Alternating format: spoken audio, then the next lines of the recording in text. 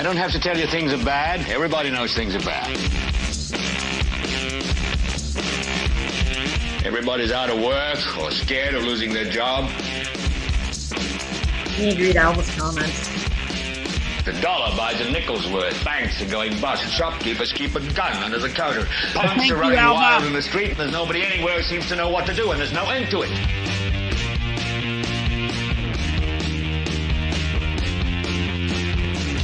The air is unfit to breathe, and our food is unfit to eat. And we sit watching our TVs while some local newscaster tells us that today we had 15 homicides and 63 violent crimes, as if that's the way it's supposed to be. We know things are bad, worse than bad. It's like everything everywhere is going crazy, so we don't go out anymore.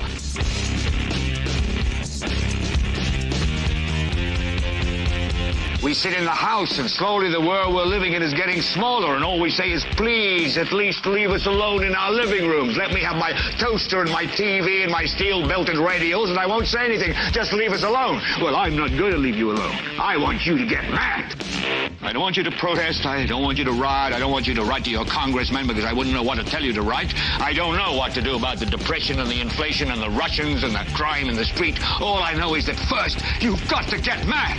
You've got to say, I'm a human being. God damn it. My life has value. So, I want you to get up now. I want all of you to get up out of your chairs. I want you to get up right now and go to the window, open it, and stick your head out and yell, I'm as mad as hell, and I'm not going to take this anymore. Well, hello there, ladies and gentlemen, and welcome to the Sunday edition, Sunday night evening episode of the Political Spotlight. This is the 215th episode. I am your host, Kristopher H. Bilbrey. Kate is at the controls doing what she does. Thank you all for tuning in and being here. We appreciate it very, very, very much. We love all of our viewers, both the supporters and the detractors, everyone in between. Before we get into the show, we would like to ask you all to consider hitting the like button. Remind you all that if you are not subscribers, you can definitely subscribe for absolutely free. It costs you nothing. Doing so allows you to then click the bell and set up your notifications. That allows you to be notified when we go live at various times. Extra like we did last Friday. It was a surprise thing since I had just told everybody that we would not be live on Friday. And then it also allows you to know when we drop static videos or shorts or post up community update events at the community tab in YouTube. So please consider doing that. We're also a very interactive show, which means we would like to communicate with you and hear what you have to say. We would like you to communicate with us. If you're watching live while we're on now, please comment over there on the right-hand side. If you're watching at your own time via the replay function on YouTube, then please comment in the comment box down below, and we will get back to you after the show. Most importantly, please help spread the word, sharing the show with everyone you know. That is the single best way to help the show. I've got to be honest. We're going to be talking again more about the city of Muncie tonight. We have a couple of different things that we need to talk about. We have a council meeting coming up a week from 2 days ago, a week from Saturday, a week from Friday. Next week, we will be a home away from home at the Camp Ridenauer up in Angola, having a public, semi-public, private meeting. I don't really know what they're trying to call it now. They're playing all kinds of games, but never fear. We've already got our room booked. We have our room booked. It's a state park, and I already have an email from the mayor stating that it's open to the public. So I don't care what his hangers on and his brown nosers and the danatics that he has working for him say in a comment section on Facebook. That matters very little to me. That's not an official form of communication, in my opinion. So I'm going to stick with what I've got. I'm going to stick with the email from the mayor that says it's open to the public, and that they will be putting notices up at City Hall and in Angola. One of the things that I need to find out right now in the next couple days, and I will be striving to find that out tomorrow at the council meeting, is when exactly everything kicks off. They've said that the you can book into your rooms at 3 p.m. However, I know that they have an itinerary set for having one of the meeting rooms open at 8 a.m. on Friday. And that just blows my mind because it's like a 2-hour drive. So does that mean that they're expecting the counselors and the department heads and the mayor and everyone that's going, are they suggesting that they get up at 4 or 5 o'clock in the morning to drive up to this? So I've got to figure that out, kind of figure out what's going on, because I want to make sure that we are there for the entirety of the meetings. We're going to be there. So if that's what we've got to do, that's what we'll do. But one way or another, we'll figure out what they've got going on. So we're going to be talking about that. We're going to be talking about this crisis center. I've got some more fresh information for all of you as it pertains to the crisis center that amazingly I was able to get even over the weekend. I would say that at the end of the week, me getting that letter and then us doing the emergency special show on Friday night, I think it really set the mayor off. And I'll tell you why I know that. Because I received an email from him at 12:30 in the morning, Saturday morning. He was emailing me at 12:30 a.m.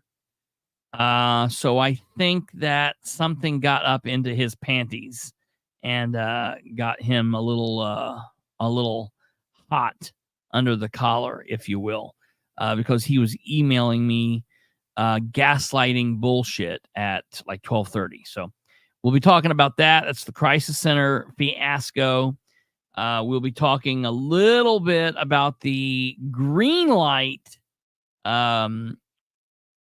resources situation. But before that, and more importantly, we'll be talking about the gaslighting fiasco, which is what mayor's doing. And then we will also be going over the agenda for tomorrow's council meeting. Remember, there is a Muncie City Council meeting that will be going on tomorrow, Monday, June 3rd, 2024. It will start at 6:45 p.m. as there is a public hearing first. The public hearing will last for, I'd say, 30 seconds, a minute. They will then take about a 13-minute break. The video will still live stream during that entire break. And then the meeting will start at 7. Yeah, Audie says that he texted Audie at 7:30. So he was a little hot to trot Friday night into Saturday. So we'll talk about all of that. We'll talk about the confusion he's trying to sow. And I called him out. I sent him back a pretty, well, not him per se. I sent the council back an email that was directed at them, but I also attached the mayor. And because of the mayor's email back to me, I sent him back a not so nice email. So we'll go over that. We're also going to go over, like I said, the agenda for the meeting. I'm going to tell you what my plans are. I'm going to go over with you guys what I'm going to be planning to tell the council. I'm also going to tell you guys what I'm going to be planning to tell the Board of Works on Wednesday. In show notes, I want to let you guys know Thursday night we will be doing our second interview of the election with Donald Rainwater. The Rainwater interview will be Thursday. I honestly, we've had this scheduled for a year. I kind of hate that it's falling Thursday night, the night before going up to Camp Ridenauer. I might try to call and see if maybe we can bump him to next Thursday. I'm just going to see what's okay with his schedule. I don't want to mess up his schedule. I don't know that it matters. When we set up the interview, the interviews, I basically wanted to set up an interview at the very start, or maybe even before the official election kicked off, which that's the first one that Brandon and I did.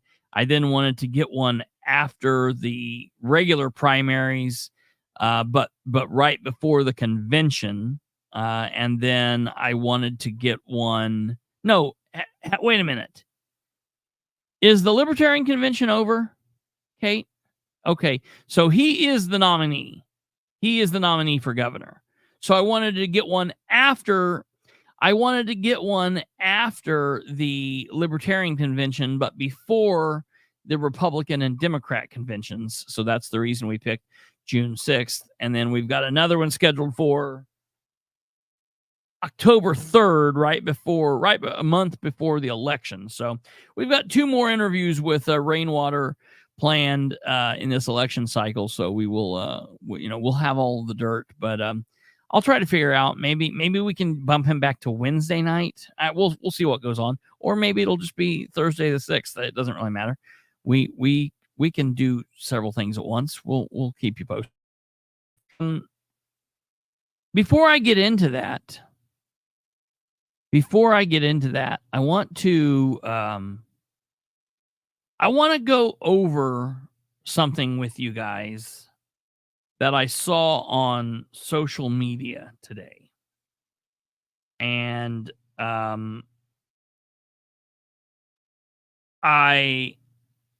it's definitely I've people who know who this is, they'll know who it is. I've cut out identifying information because I'm friendly with this gentleman and I'm not trying to insult him in the least. And I understand what he's doing, but there's so much wrong with what he says in this post. Kate, I just sent you a post in Messenger. Can you put it in the overlay just if you get a chance? I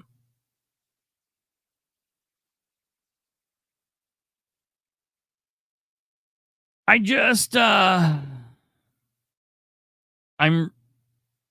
read this, and there are specific caveats in his life that make him write what he wrote here.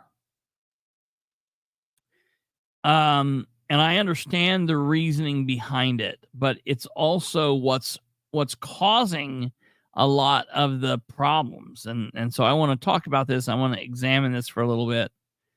And then we will also, on top of this, then kick into the Muncie stuff and whatever.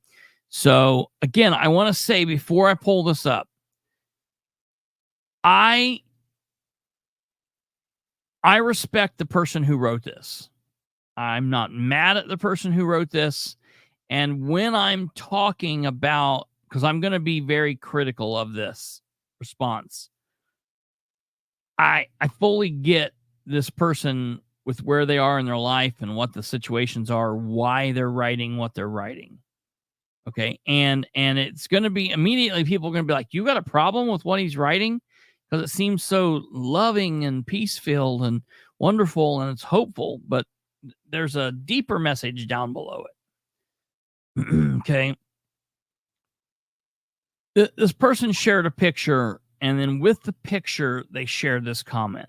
And keep in mind, I've cut out some of the other comments that was also in it, and I've cut out identifying information. For those of you that know this comment, know who this is, I mean no ill will towards this gentleman at all. This comment says, remember life before Facebook? I mean, I certainly do. 20 years ago, no one cared who voted for whom. Politics will always be politics. I've seen so many posts lately about friends and family separating because of politics. Who's the real villain here?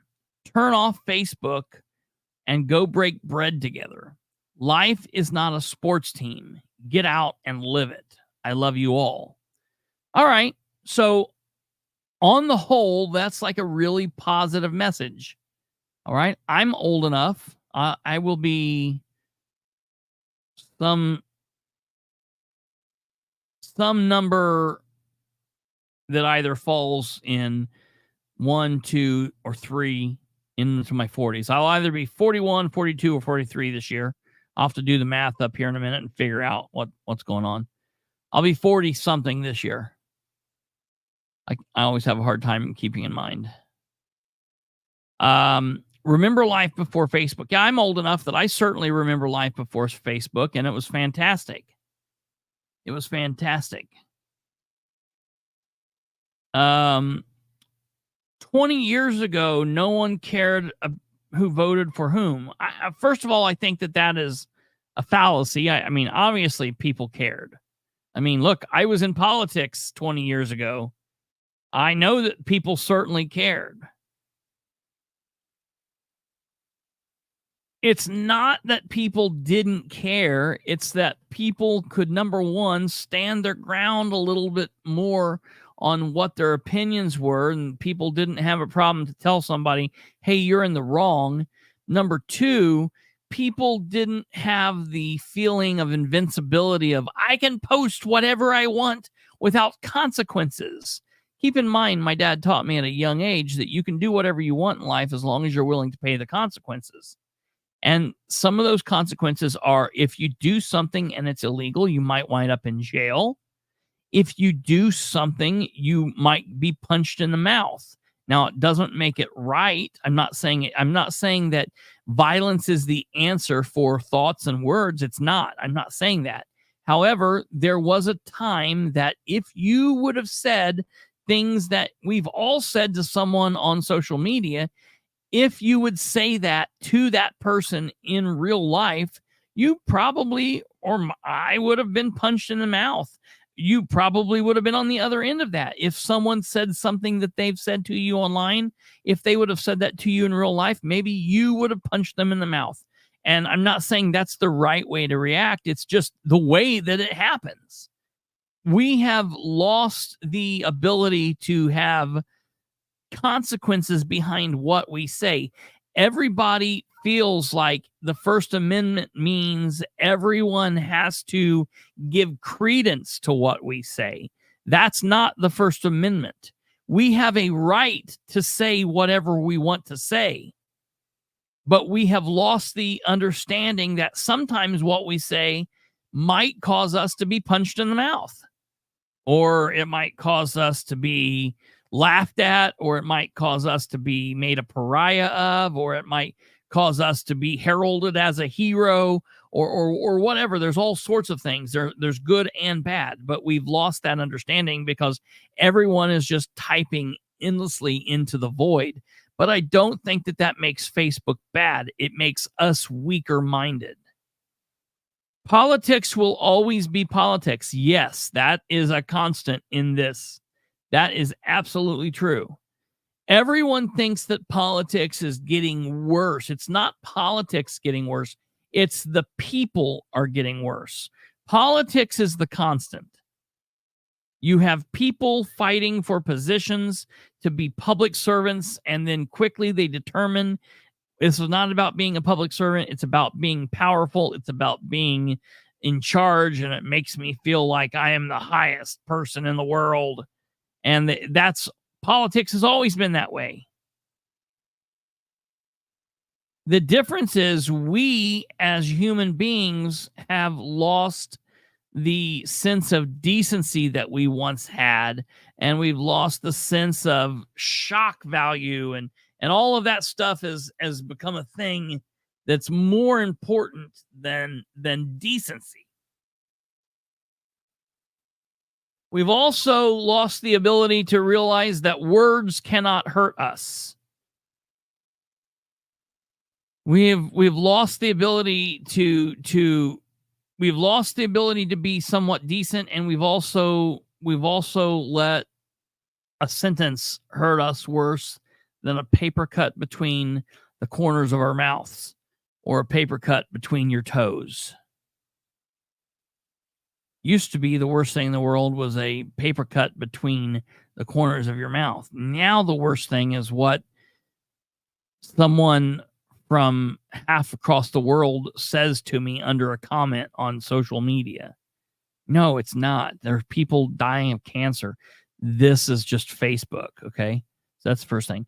I've seen so many posts lately about friends and family separating because of politics. Well, now that's just downright stupid. That is just absolutely ludicrous. First and foremost,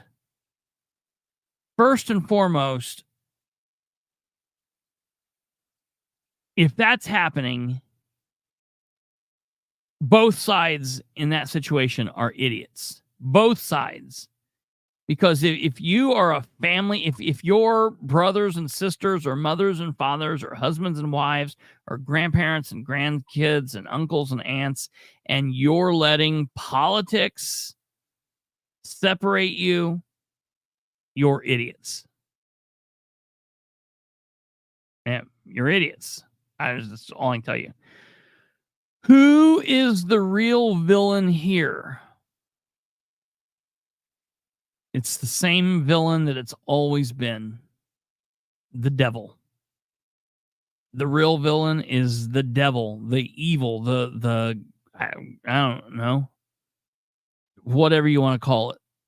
The boogeyman, the thing in the dark, the thing that's making all of this happen.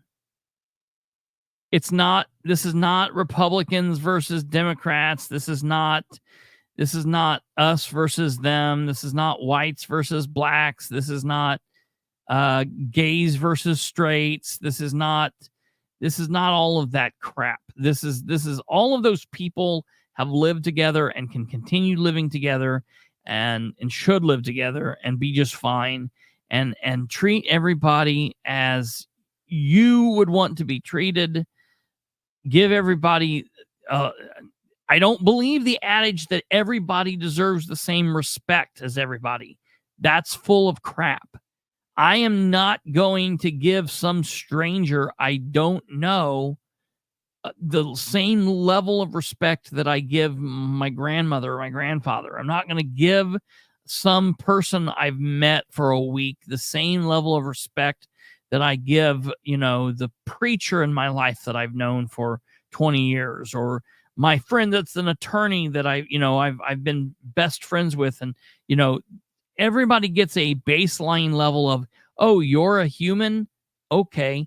Here's your baseline level of respect. You can either now gain or lose from that, but it is what it is. So that's that.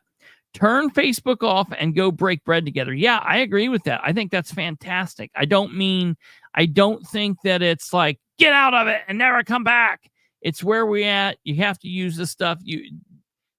I see this. I hear this and I think, oh no. I don't want this to mean like become ignorant and fall out of. You've got to gain information. You cannot bury your head in the sand and say, all right, I'm happy and blissful now. No. We all have to get to the point where we are so educated that we are willing to do something about it. Life is not a sports team, and I agree with that. That is true. Life is not a sports team. Politics is a sports team. Politics is a blood sport. You're going to get hurt. The other side's going to get hurt, but you build up and you get back. Get out and live it. I agree. Live life. I was recently talking to my grandparents about that line in Shawshank Redemption where he says, we need to get busy living or get busy dying. And I think that might be one of my favorite lines of a movie. Probably my most two biggest favorite movies to quote from is The Big Lebowski and The Royal Tenenbaums. They have some of the best quotes in both of those films, but probably my number one best movie line quote is "Get busy living or get busy dying." I like that. So I agree with that. And then he ends with a positive message, "I love you all." And that's probably true. I don't think that this person does. There's people out there that probably annoys him. Maybe he's going to be annoyed that I broke apart his thing like this. It is what it is. He'll get over it, whatever. But the bottom line is, I see this message and I think it is meant to be a message of positivity, and there is positive there. But I also see that being part of the problem. It's like saying you should turn away. No. You should become more educated. The problem is people are out here wielding these great powers and rights that we have, and they're not educated fully in them. Your right to speak, your First Amendment right, gives you a right to speak and to be stupid and to be intelligent. It does not force anybody to give a damn. I don't have to care that you're talking. I don't have to give you time. I don't have to give you space. That's on you to ferret out. Likewise, you don't have to give me time or space. If you want to be heard, then you need to say something that is worth people hearing, or you need to say something that is so amazing people will come to you, or so, awe-inspiring or defining, or generation defining, or this or that, or so shocking that people will listen. But you don't just get to blabber on, neither do I, and people give a damn. It has to be worth something to someone else. Your First Amendment right does not create the ability to be heard. It creates the ability to speak. You can speak. You can also face consequences. That's what I'm getting to. That falls on everybody. I think that this comment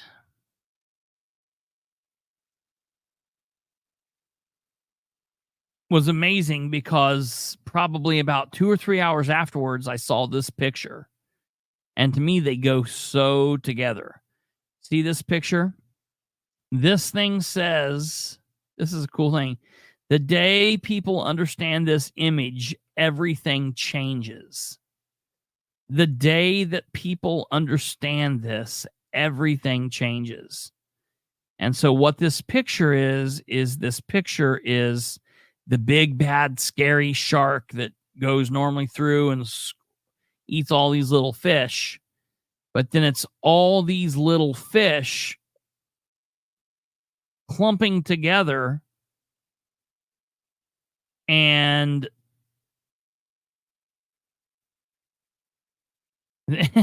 that's the trunk shrimp. Yeah. Going after Dan. This is the big fish realizing that, together, we can now accomplish getting the shark or whatever, the bad guy or whatever. And what's interesting is I bet you somewhere in that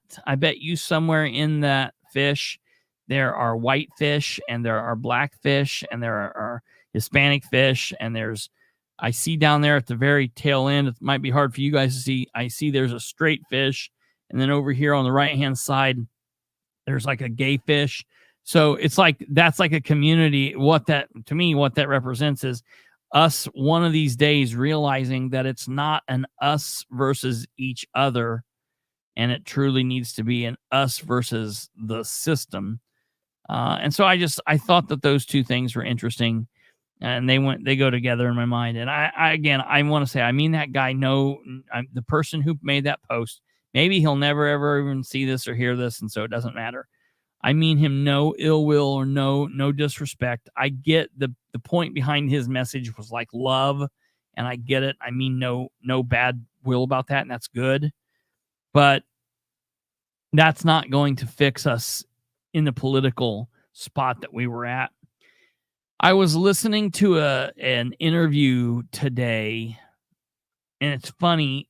I listened to a news program last night, and it was actually a news program on CNN, and the news host was talking to the political scholar, the political contributor that they had there, and the host was far left as you can get, and the guy speaking was far left. And what's funny to me is the message that the guy that was being interviewed was saying is, we need to get back to following who's running for school board. We need to get back to knowing who's running our local councils, our local mayor, our local commissioners, our governor, our state officials. And I was like, I didn't like anything else that guy said. But I was like, I agree with that sentiment. And then this morning at about 11 o'clock, I watched an interview with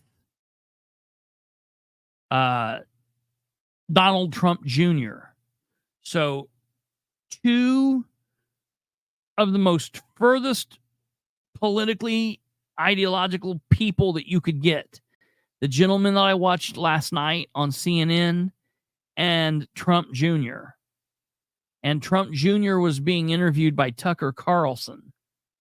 And at the very end of that interview, he said, I think that what the issue at hand is that we need to get people to be out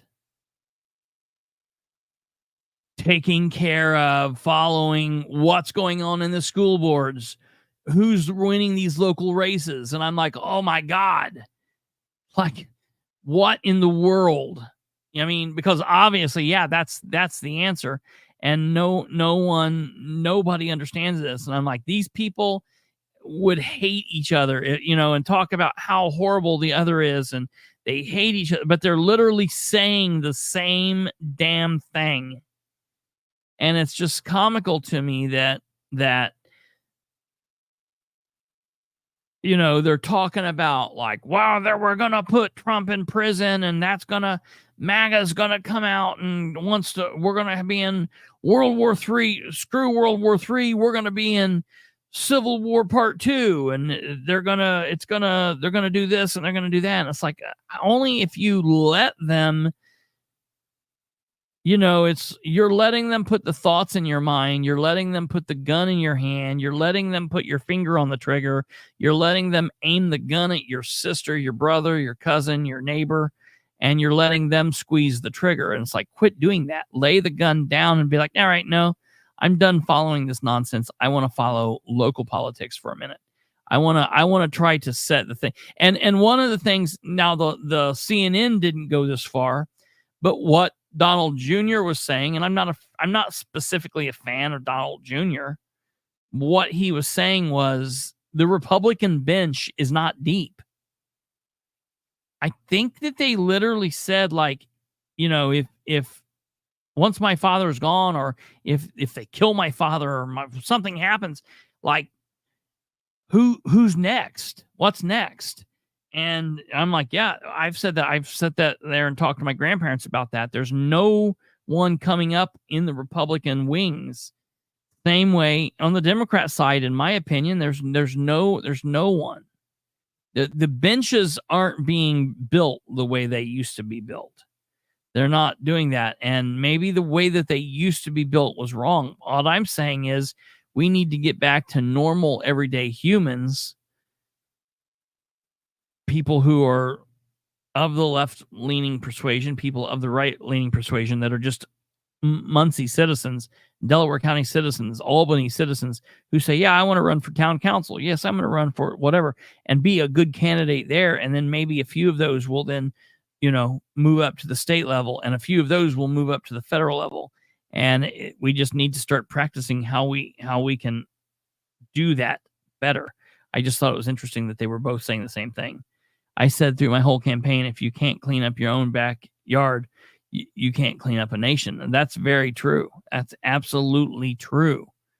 When I lived in Winchester, we lived on a very main thoroughfare, and it was busy, and people would just walk by and they would throw trash out and stuff. And I had a double lot. We were one of only like 5 properties in town that had a double yard. We had a double lot. So the lot that my house sit on, and then there used to be a house next to us that they tore down like in the 70s. And then my property was both yards. And we would pick up a lot of debris, and we had these nasty old bushes. And the first, year that we lived there, we tore those bushes out, and we cleaned the yard up, and we made the property look good. And we planted roses, and we did stuff. And I noticed that because we started doing that to our yard, the houses on either side of us started cleaning their shit up. And then the houses on the other side of them started cleaning their things up. And then the whole block was cleaned up. And I was like, wow, we've done that. That's amazing. And so that was, I very much believe that we've got to be able to clean up just what's around us, and then we can start worrying about beyond. But if we can't even clean up our own, little half an acre or whatever, then we shouldn't be worrying about what's going on in some other country that needs to get their own act together. So yeah, that's that. So while we're looking at local politics, let's pull it back and look at what's going on in Muncie. So if you followed the advice that I told you Thursday night, and I said at the end of the show, hello, goodbye, we won't be on Friday and we won't be on Saturday, and then you went out and lived your life, well, what you did was you missed a very important show on Friday evening.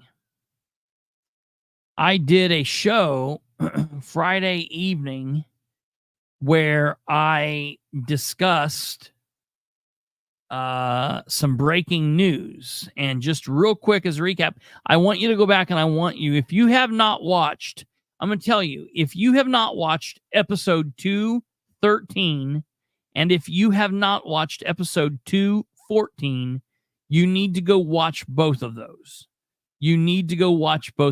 I have heard more people talking to me about those 2 episodes, probably bigger than any other episode I've done.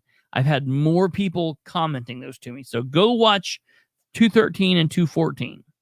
But just even though you're going to watch it, I'll give you a quick, just little heads up. So as part of a record request, on Friday, I received this document. And this document is basically, it is a termination letter from Ball Memorial Physicians, from Peter Voss and Jeffrey Bird, and it's to Dan Ridenauer. And in this letter, it says, as delays have continued to persist in the city's provision of a facility for the operation of a crisis center well beyond initial projections, and ongoing uncertainty as to when a facility might become available, and doubts relative to the ability to find and staff on a long-term basis. Because of those and probably other issues, Ball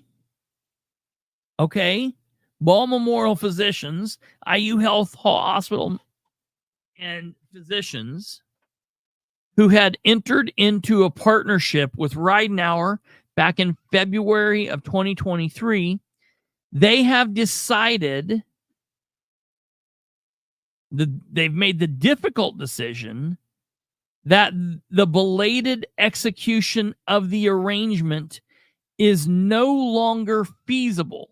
It says that. It says that right there in black and white and highlighted by the red line. Accordingly, pursuant to Section 4.01 of the agreement may be terminated without cause at any time upon 180 days advance written notice. Therefore, this letter will serve as the required written notice pursuant to Section 4.01 of the agreement that the above referenced agreement will terminate and expire 180 days from the date of this letter, unless earlier terminated by mutual agreement. In summary, we share the anticipated disappointment and thank you in advance for your consideration on identifying alternative means to meet the health needs of the communities we serve. So this was, Dan got fired. This was the divorce. This was the Dear John letter, the Dear Dan letter, if you will. And that's pretty big. That's a pretty big deal. I broke that news on Friday. It was if you go and you look at it, pull this back up real quick. It was given to the city on February 1st, 2024. I've not heard anything about that. I've not heard Dan say a damn thing about it. I have not heard him address the council. I have not heard him address the Board of Works. I have not heard him mention that in a community update. And listen, clearly I understand why. He does not want to announce failures. Now, the problem is, if he was announcing failures, seems like that's all he would announce. All right, so that seems really, that's a really crazy thing that the city of Muncie would receive that and Ridenour would hold that back. Now, on Friday night, there were a couple of you that had asked if we had the agreement. And I knew that we had it. I knew that I had requested it back in 2020. This is not something that a network does easily. This has been oh yeah, absolutely. 100%. Well, and so I wanted to let you guys know that we do. I find it odd, before I retired from Ball Hospital, Meridian was a separate entity from Ball, but that was before. Meridian still is. They still are a separate entity. They are not together. They are not an equal together entity or same entity. They are separate. What they were trying to do was, then Dan brought them into the mix because he needed to find somebody to provide care if this place ever opens. I want to show you this here, ladies and gentlemen, is the professional services agreement. This is the professional services agreement as made on the 10th day of February 2023 by and between Indiana University Health Ball Memorial Physicians and Indiana Nonprofit Corporation and the City of Muncie, State of Indiana, and Indiana Government Municipality. And here it tells what it is. Providers, a nonprofit charitable organization and healthcare provider employing various qualified personnel with the expertise in behavioral health services, and as part of the integrated health care delivery system organized by Indiana University Health, IU Health. to provide comprehensive healthcare services to residents of Indiana. City government is basically the city government. City desires the provider to manage, staff, and operate the Muncie Crisis Center to be located at 809 West 8th Street, Muncie, Indiana. So see, that says that in section C right there. The city desires that IU Health, physicians, hospital, whatever, provide, manage, staff, operate the Muncie Crisis Center to be located at 809 West 8th Street. It says it right there. And then it comes down here and it gives definitions, and it's like a regular contract. Now, I want to show you, this is like what a contract looks like that is formulated by the doctors and the attorneys and actual normal people, not people that are just trying to put something together like Dan did with that green light deal. That looked like a complete sham. This is what a contract looks like when it is a contract created by attorneys. Okay. So page 2 here's this rights and responsibilities. And it goes on. Duties and responsibilities of the city: provide such facilities, space, utilities necessary for the operation of the center, including without limitation. City shall select all vendors, contractors, architects in consultation with the provider. The city shall directly pay such vendors, contractors, and architects all costs, expenses when they become due. Yada, yada, yada. I mean, it's just telling them, and the city had a problem with that. Okay. So it goes down. All right. Center budget: a projected calendar year budget for the cost to be incurred by the provider to manage, staff, operate the center, excluding center facility expenses such as capital expenditures, utilities, and ongoing maintenance and repair, is attached as Exhibit A. We will look at that in a minute. Notwithstanding anything to the contrary herein, in the event the actual cost incurred by the provider to manage, staff, operate the center exceeds $1,300,000 during any calendar year under this agreement, then the parties hereto shall meet as soon as practical upon exceeding the cap, for the purpose of evaluating the center's budget for such calendar year under review, and determine whether exceeding the cap is warranted based on circumstances, or there are opportunities for cost saving as may be mutually agreed upon. All right. The review meeting may be scheduled by either party upon reasonable notice. The review meeting shall be attended by, but it's telling you here that the budget should not go over $1,300,000. That's interesting there. Okay. And then it says who will attend the meeting: the provider, the finance director, the city controller, the management level individuals designated as liaison for each party under the agreement. Yada, yada, yada. And it just goes on, and it tells more information here as it would. It then gets down to section 3, consideration to provider, compensation for professional services. And it talks about all of that. And then we get down here to number 4, term and termination. 4.1, initial term. The initial term of this agreement shall commence on the effective date, which was February 10th, 2023, and terminate on December 31st, 2026. Initial term, unless otherwise terminated as provided herein. Thereafter, this agreement shall automatically review for additional 1-year period upon the same conditions.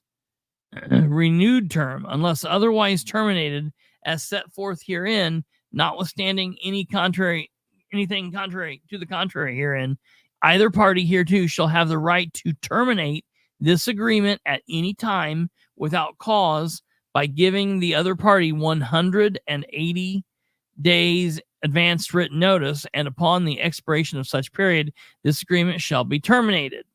Termination for breach. Unless otherwise stated herein, termination may occur if there is a material breach of this agreement by either the city or the provider, which breach goes uncorrected for 30 days after written notice to cure said breach has been provided to the breaching party for the non-breaching party, and a cure has not occurred. Now, my question is, and I guess what I'm going to have to do is I'm going to have to issue a record request to see if they at some point sent another notice to the city saying, hey, we're still sitting here with our thumbs up our backside, and we're not getting, what's happening. So I guess tomorrow I will be issuing a record request to the city of Muncie to find out if they got a letter prior to this letter. All right, so that'll be interesting. Now, I want to show you right here. This is very interesting here. So that kind of tells, what everybody is and what's going on here. This is the professional services agreement. It tells what it is. It goes on and tells who everybody is and where what's happening here. All right, this back page I want to show you. This is really interesting. They said that this was Exhibit A, center budget. Okay. So this is 2023, 2024, 2025. IT operating expenses. All right. Salary. Look at the salaries. Training, miscellaneous operational expenses. And then totals. Totals in 2023. Totals in 2024. And totals in 2025. Well, look. Nothing. I mean, there's not a facility. The facility is still under construction. It was supposed to be done in October of 2023. Now, it's absolutely insane to say that, because when this was first announced, when I first got wind of this, and I heard that Dan said it would be done in October of 2023, I sat right here on this program and I said, there is no way this will be done in October of 2023. There is no way. Then they sat quietly for 8 months. And then in October of 2023, I heard, hey, guess what? There's now termites at the facility. And I thought, oh, damn. And we announced there was termites. And then 2 or 3 days later, the Star Press announced there were termites. And then a week later, they announced there were termites. Then they wanted to tear the building down. I also went through and found all of the agreements to tear the buildings down and all the payments for all of that and everything that went into that crazy stuff. All right, so I found all of the documents that I have pertaining to this. So we've got everything in one place, in one file folder, and this is a thing now. So after I got off the show on Friday, I was real fired up about this, and I was like, man, I didn't know. And any of the citizens that I spoke to didn't know about this.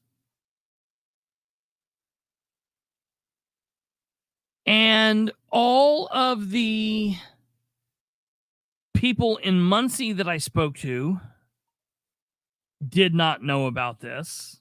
No one knew anything about this. Period. There was nothing that anybody knew. So when I got off the live, I thought, man, if all of us didn't know, I bet the council didn't know. There might be some council members that know, but I bet most of them do not. I bet a majority of the council members do not know.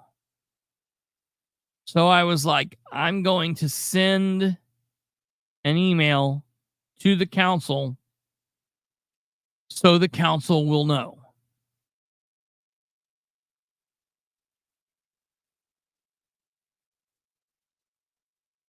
Yeah, it does. It looks finished. It looks finished on the outside. They were there.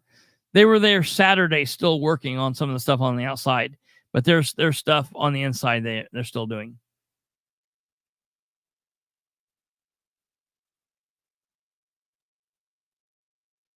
Now, I just sent 2 pictures in Messenger, Kate, if you can put them in just when you get a chance. I want to show you this email that I sent. I sent the email. Every time I send the council emails, I send them in order of the council districts. So I send it to Jeff Green, Nora Powell, Brandon Garrett, Sarah Gullion. Jerry Dishman has 2 email addresses that he doesn't answer, so I send them to both of his 2 email addresses. Harold Mason, Dale Basham, Rose Selvey, William, Billy McIntosh, and then I always send it to their attorney, Dan Gibson, and then, whatever. And sometimes I try to decide if I'm going to send it to Dan or whatever. And so this time I decided to send an email to all 9 council members, to the council attorney, and then I also sent the email to Dan Ridenour and to Craig Wright. And so that email is as follows. Crisis Center in Crisis, sent 5/31/24 from K. Bilbrey. And I sent this at 11:45 Friday evening. Muncie City Councilors, I am sending this to you at 11:45 p.m. on Friday, May 31st, 2024. I want to make sure you are all aware of this. A source within the mayor's administration recently brought to my attention a letter that was sent to the mayor back in February 1st, 2024. I issued a public record request to the city of Muncie on Tuesday, May 28th, 2024, and they complied and gave me the document today. That document was a letter sent to the mayor from doctors Jeffrey Bird and Peter Voss of IU Health.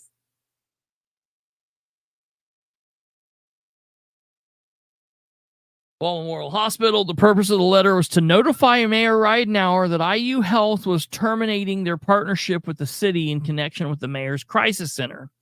The letter goes on to list several reasons for this, including delays that have continued to persist in the city's provision of a facility to the operational crisis center well beyond initial projections. That letter says that.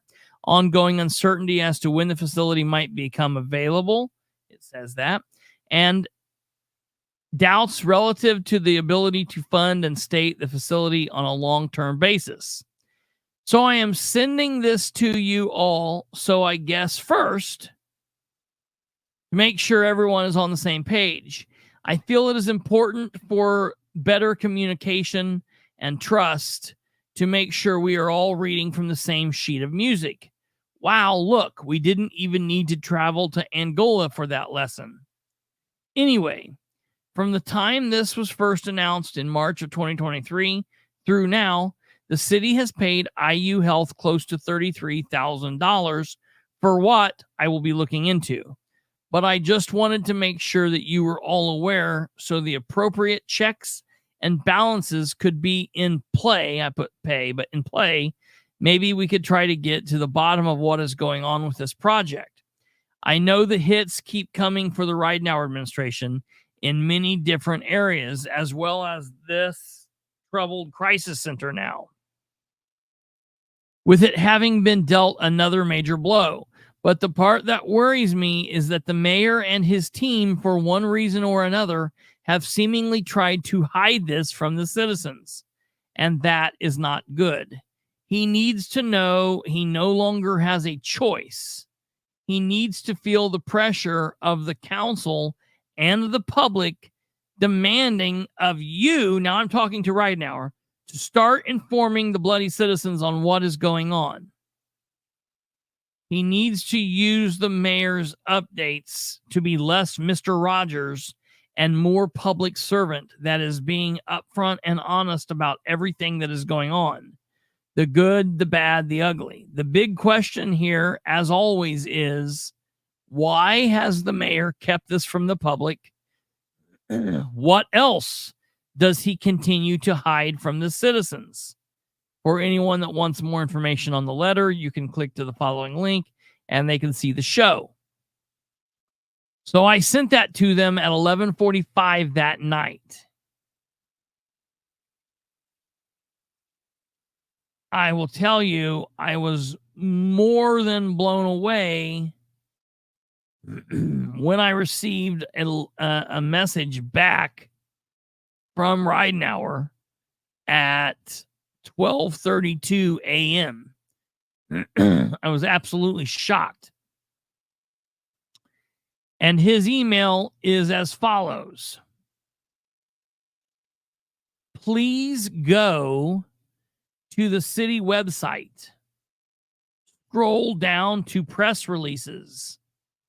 We released this news on April 30th. Or you can look at the Muncie Journal for the May 1st article on the same. City, IU Health, and now Meridian are all partnering on the Crisis Center. Meridian is now providing the staffing. We feel more partners are better, is better. Weird. So that's what he said. Well, needless to say, that pissed me off. Because I read the press release back in April. I didn't need to go to the city's website. I get a copy of all press releases that go through the city of Muncie. I received the press release. Before we get to the press release, however, and I showed you guys on Friday that press release. Well, what I showed you was the Muncie Journal, but that's the same thing, basically. Here, for one more time, I want to show you is a snippet of the Star Press article written back when this first came out on March 7th, 2023. IU Health is supplying a staff of 14 social workers to keep the center staffed 24 hours a day, 7 days a week. The agreement between the City and IU Health signed in February should fund the Crisis Center through 2026. Okay, so keep that in mind. Okay, that's what was put out into the world on March 7th. Okay, now on April 30th, which keep in mind, this letter was dated February 1st. So, why, shouldn't his email said, we put something out on February 2nd? Shouldn't that be what it said? No, that's not what it said. His email to me said, we released this news on April 30th. Well, ladies and gentlemen, February 1st, March 1st, April 1st. I mean, that's 3 months. April 30th is essentially 3 months from when the news first came out. So what he means is we got this and we were in oh shit panic mode for 2.5 months, and then we realized, all right, we gotta do something. So, ladies and gentlemen, they put out the following press release for immediate release, April 30th. Not immediate enough. Joint release from the Office of the Mayor, IU Health, and Meridian Health Services. Meridian Health Services to provide staff and programming for the Muncie Center Crisis Center.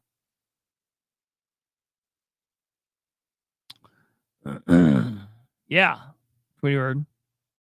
So there's a lot of fluff in here. We're doing a building. It's on the south side. It used to be Workman's.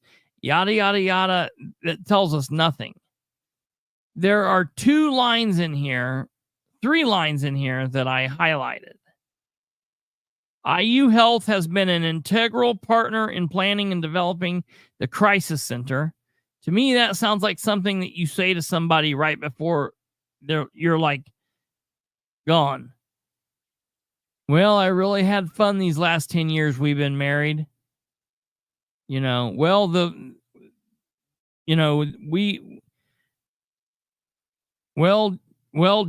George, and Ringo, we put out a lot of music these last 10 years. This sounds like something that people are saying as they're parting ways. IU Health has been an integral partner in planning and developing the crisis center, but we're now going on our separate ways. It goes on, it says IU Health will not be staffing the center. So to his credit, they did put out a 1, 2, 3, 4, 5, 6, 7, 8, an 8-word sentence that says IU Health will not be staffing the center. I remember reading this and thinking, what? Why not? What happened? They're going to Meridian? Oh, that sounds like a step down. I don't understand this. But I don't see anywhere in this press release where it says these things. There's nowhere in there where it says that IU is questioning what's going on with this because everything's been delayed and delayed and delayed and delayed. I don't see anything that says any of that. You guys see anything that says, as delays have continued to persist, city provisions of a facility for the operation of the crisis center is well beyond initial projections? Do you see anything that says that in here? There's nothing that says that in here.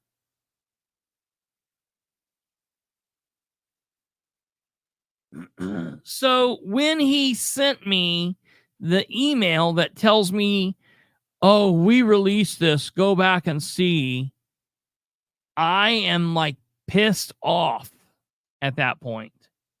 I'm like, dude, you're living in a fantasy world. You live with people that tell you you're great.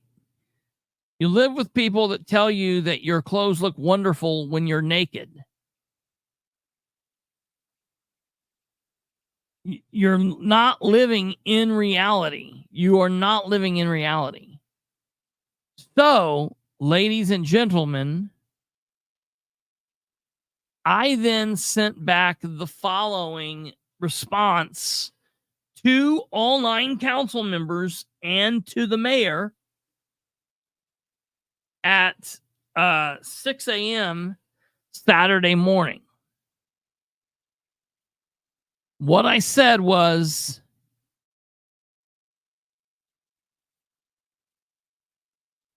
yeah, no.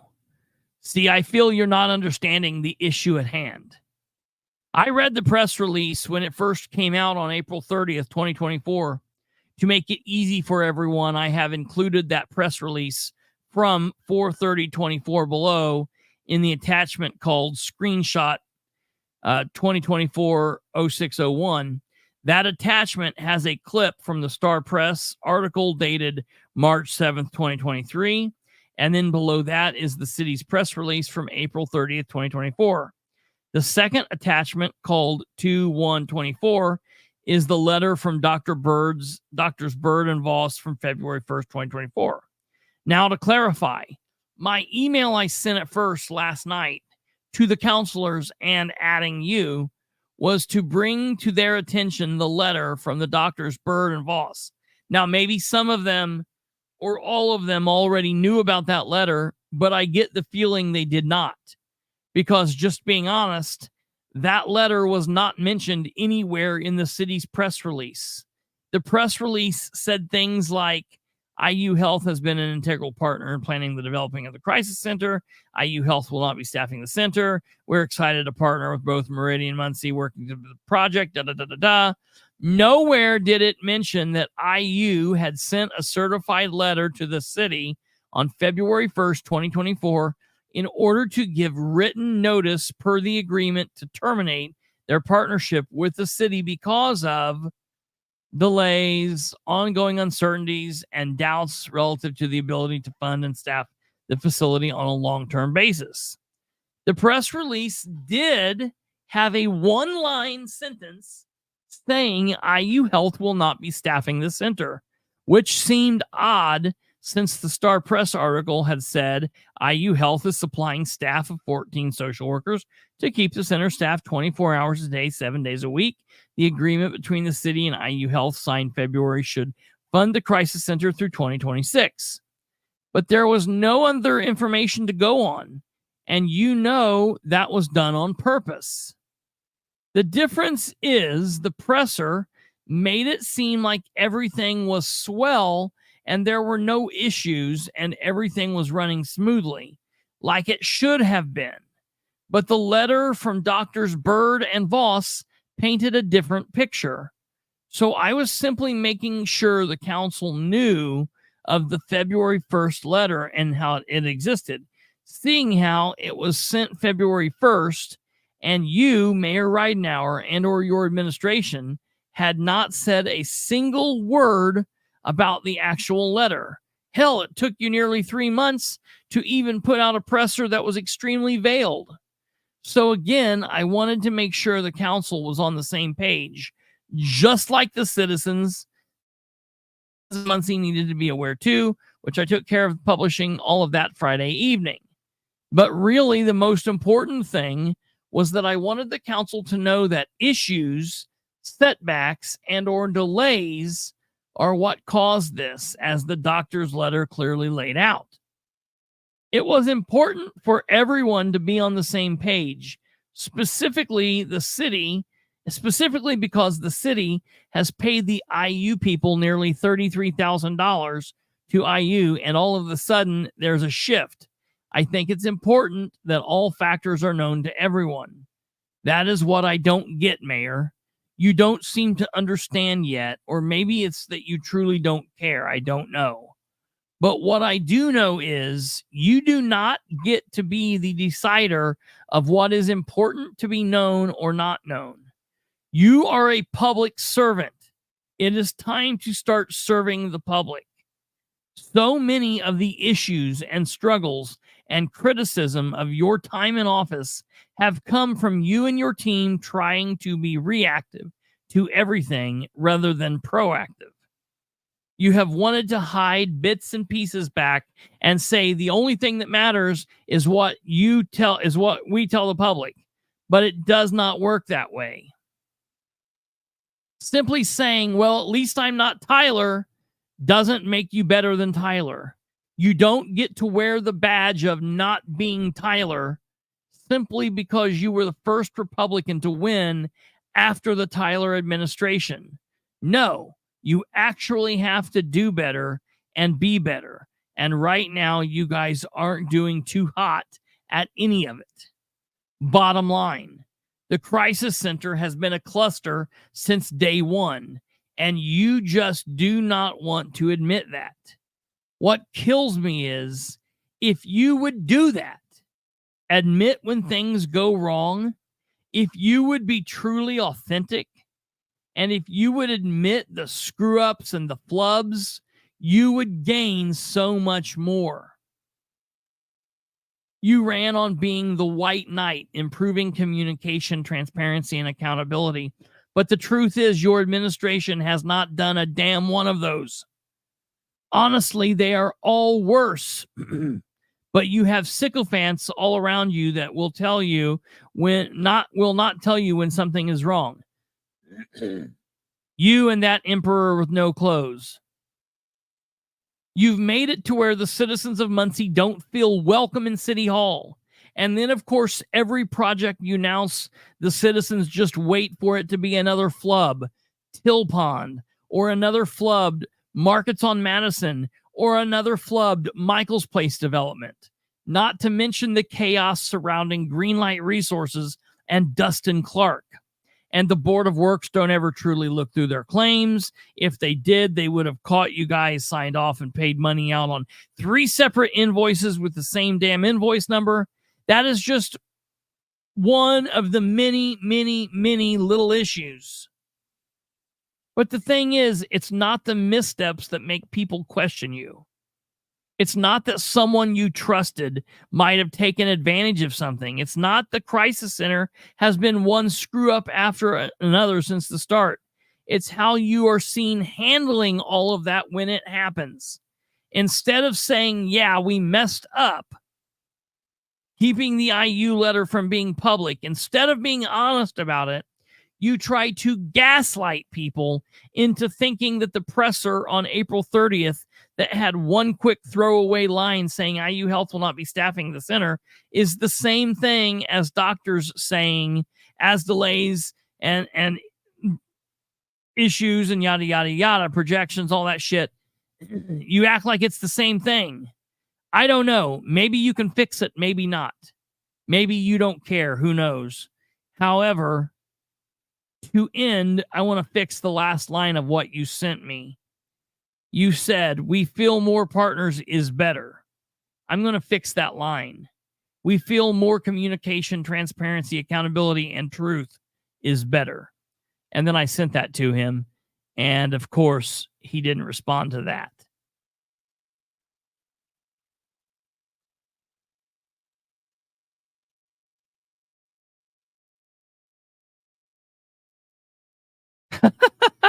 Joey. So, the thing is, folks, I mean, I think this email that the mayor sent, where he's literally, I'm sitting here with all these documents in my hand, and he's telling me, "Oh no, we did that. Yeah, we told you this back when."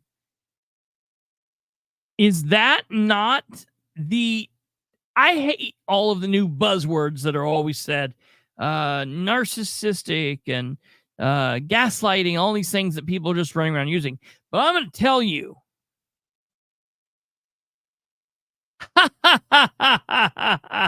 Stumblefoot. The thing is, yeah, absolutely. The thing is, Dan is the king of the gaslighting. I don't even understand. And it's what he don't get. It's all coming to a head. He's like, well, I'm here for 4 more years. He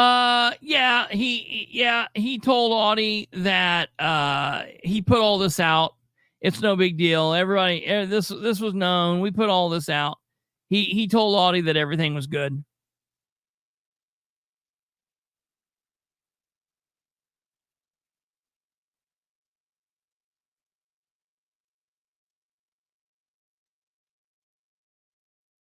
Now, I was not even prepared to talk about this, but right before going to live, I'm finding out that the animal shelter under Josh Talby is turning away anyone, like if there's a case involving strays or animals. Listen to this: if the animal shelter gets a call about animals, they're not going to pick them up. They're just not picking them up. The animal shelter is not picking up animals. If the police call and say, hey, I'm serving a search warrant here and there are dogs in here and, you need to come get them, they're not doing that.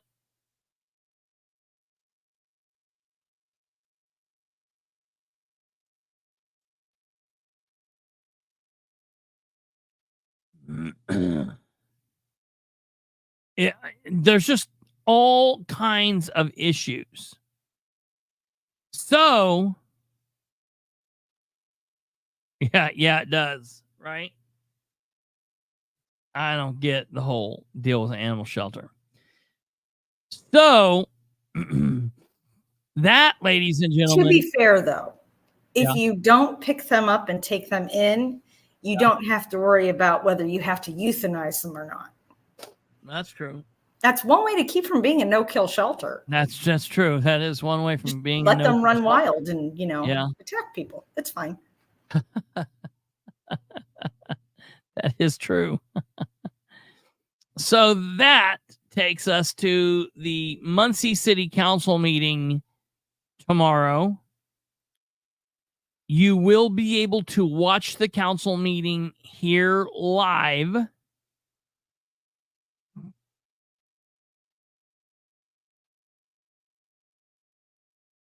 Yeah, right, Tweety Bird. Absolutely. I'd like to know what's going on. Talby ran against Nora for city council. Josh Talby and I were friendly. I told Josh that he was a chicken shit because he would not interview with me. I was like, dude, you're trying to beat Nora Powell. You got to do everything that you can do. And Nora completely outworked him like I told him she would do. He was just convinced that because he was a young Republican dude that everything was going to be good, and it wasn't. He got beat badly. And then I don't know. I don't get what he did. He went from his job in voters registration to his job working for Ed in the auditor's office, and that was a cluster. And then a couple of weeks after that, Dan announced that he was going to be the new animal care shelter director. And it's really odd because I don't know that he has any pets, don't know that he has any love or hate for animals, don't know anything about that. It just seemed like a weird guy to be going and cleaning up animal shit and piss because he doesn't seem like he has any experience with any of that.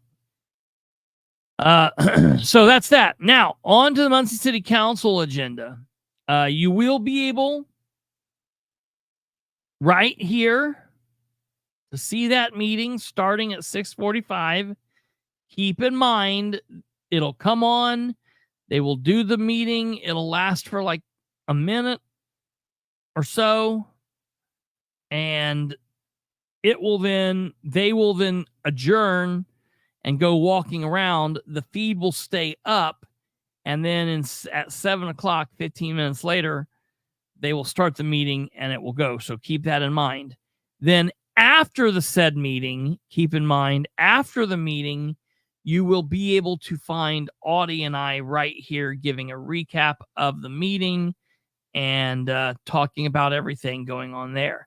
Now, I will tell you that there is a lot.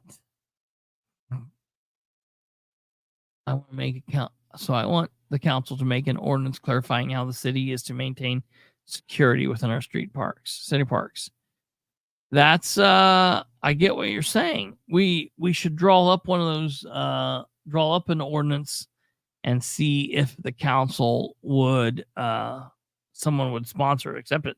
Yeah, I think that would be great. We could help you with that. Get that going. I think that would be a good thing for the council to undertake. I know that the council I know that Audie's got a lot to say tomorrow. I so want the council to make an ordinance clarifying how the city is to maintain security within it. Yeah. I will find that out. Okay, so now here's the agenda for tomorrow's meeting. I'll blow this up here so you guys can see it. Public meeting, 6:45. They'll be talking about Ordinance 1124, an ordinance to vacate a portion of a certain right-of-way in the city of Muncie, Delaware County. They will then quickly adjourn that, and then the regular meeting will start at 7 p.m. We'll do everything that we normally do: the Pledge of Allegiance, invocation, citizen recognition, roll call, approval of minutes for last month, appointment of the boards and commissions, committee reports, ordinances previously introduced. There are none. And then new ordinances. 1124 is that what we just saw up there. 1224 is an ordinance amending the 2024-2023 ordinance fixing the maximum 2024-23. No, excuse me, 24-23. Man, 24-23 ordinance from last year, fixing the minimum salaries of each and every appointed officer, employee, deputy, assistant, departmental, and institutional head of the city of Muncie, Indiana, included herein for the year 2024. So that's where they are going to try to fix the whole AFSCME situation. That'll be interesting to see play out. And then ordinance 1324, an ordinance to amend the city of Muncie's comprehensive zoning ordinance from the farming zone and its intense industrial zone to the MHP mobile home park on the premises located at 2800 West Memorial Drive, Muncie, Indiana. So there's that. We then go into resolutions. There are none. We then go into tabled ordinance 6-24, an ordinance to restrict the use of groundwater in certain areas, 4/1/24, introduced and sent to Environmental Impact Committee, meeting held on Wednesday, 5/1/24 at 6 p.m. And then other business and adjournments. In other business, I know Audie has a lot to say about a couple different things, and I too have a lot to say. I'm going to be talking about this crisis center. I'm going to be talking about the issue with the Board of Works. I'm going to be talking about the Camp Riding Hour. We've been joking about this Camp Riding Hour, 100%. We've been joking about it. We've been laughing about it. We've been talking about it. And I'm going to get a room. I'm going to do all that stuff. I am really pissed off. When I went into the meeting last time, I specifically went before that council and I told them there are several of you that I am still not receiving any communication from. I get that they might not want to be a source, that they might not want to be someone that runs and gives me all this information all the time.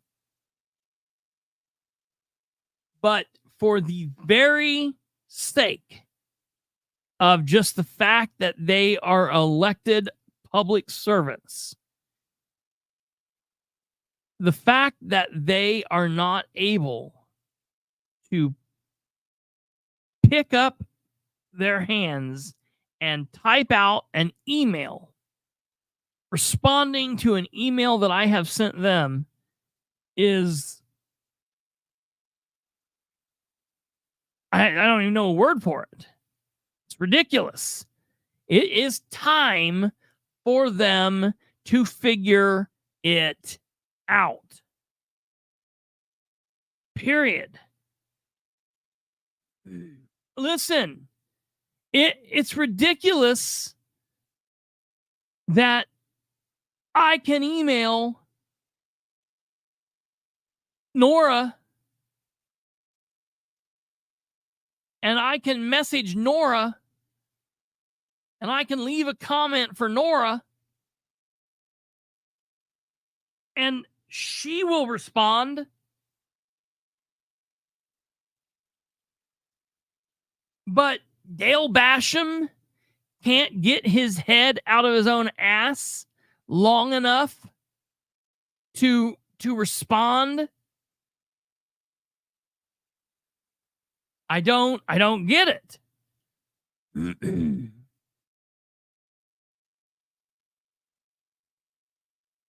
Nora posted a comment a day ago on her social media page, Nora Powell for Muncie City Council District 2. She posted the comment. Says Mayor Ridenour has scheduled a strategic planning retreat at the at the state park in Pokagon State Park next weekend. This has been posted as a public meeting. All are welcome to attend. Look, we see Nora even saying it there. So I apologize to Shireen Wegley, but I'll be there. While I appreciate the mayor creating opportunities to increase communication within our city government, I will not be attending. However, I'm still able to listen to and collect your ideas for your neighborhoods to our city and our city. I'll be reporting those to the administration for consideration for inclusion in the Muncie Strategic 5-Year Plan. Please email me any issues or ideas to me at District 2. Please email any issues or ideas to me at district2@muncie.in.gov. Thank you. I misread this when I first saw this. I misread this as I'm not going to be there, but I will be able to listen in and to collect your ideas for your neighborhoods, and I will be reporting those to the administration. Like, I thought there was some kind of a two-way communication set up for her to hear. And I thought, whoa, if that's the case, then how many other counselors are going to be using that? Because that would then make a quorum. They could definitely make a quorum, even if they're off site, but they're able to zoom in or hear from speakerphone and they're able to communicate, then a quorum can still be made very easily. And so I responded to her and I said, can you help go into a little bit of detail about the setup that'll allow you to be able to hear the meeting? And she was like, I don't know what you're talking about. That must have been somebody else. And then to her credit,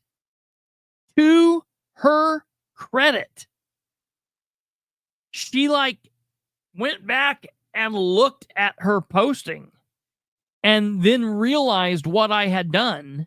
And she even followed up and she said, I think you misread. And I was like, oh, okay. And she's like, and she pointed out. And then I went back and I read it. And I was like, oh, yeah, okay. I see. Yeah. Thank you. Yeah, that's exactly what I did. Yes, Lenny. 1000%. I will be up there, and this will definitely be a horror show. I'm going to be live streaming it. What's like the tagline? 9 counselors and a podcaster go into the woods.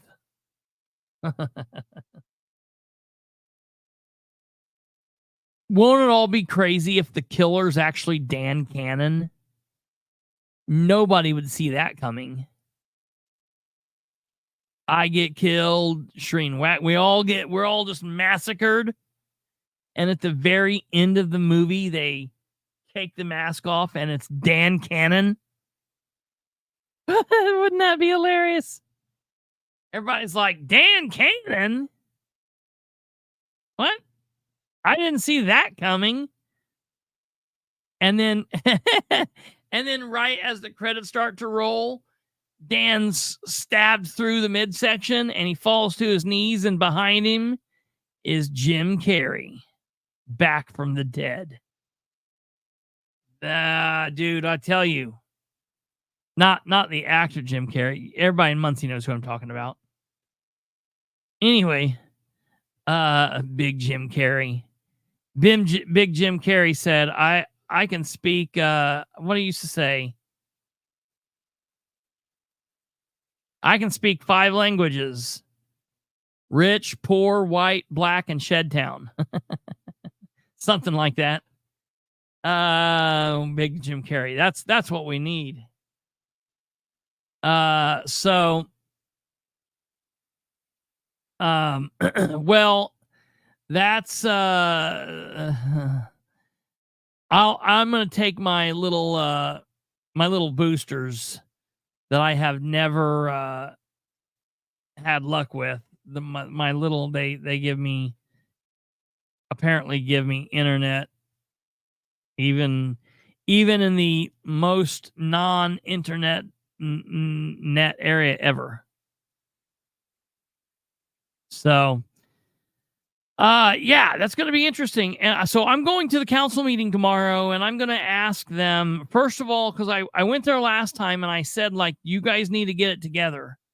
And I looked right at Dale Basham, and Dale Basham went, "Oh, my heart.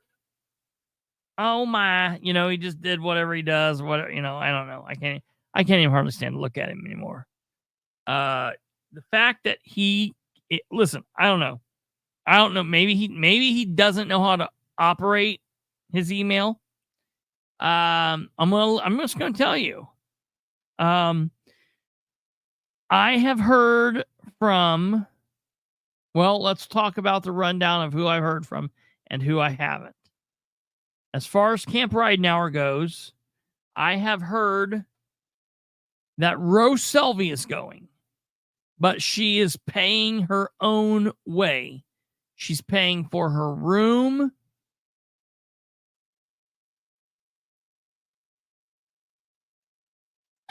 I thought you were asleep, Alva. Oh, Lenny, I'm leaving that one alone.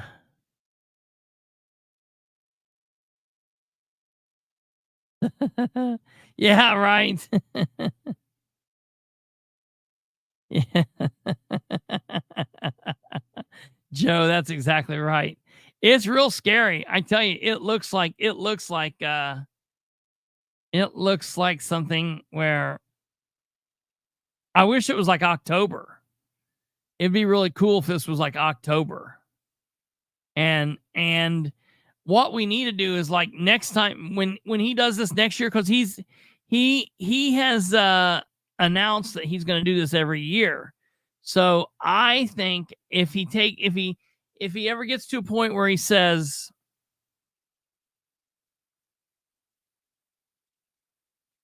all right, any questions from anybody out there?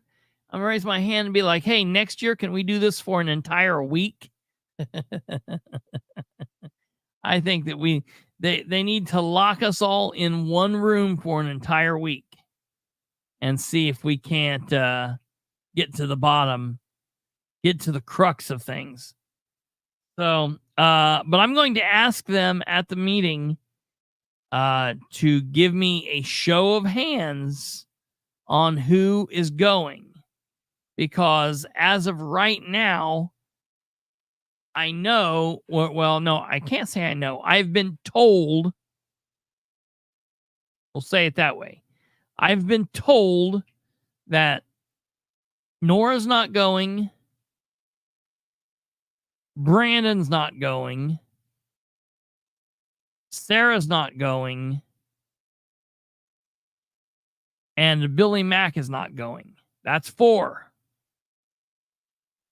I've been told that Rose Selvey is going, but she's paying her own way, paying for her own room, and paying for her own food.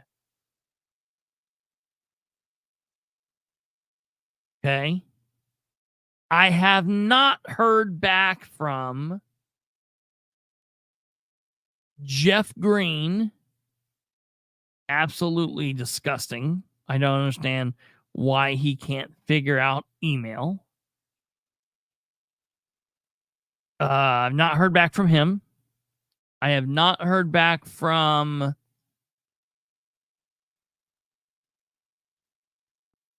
Jerry Dishman.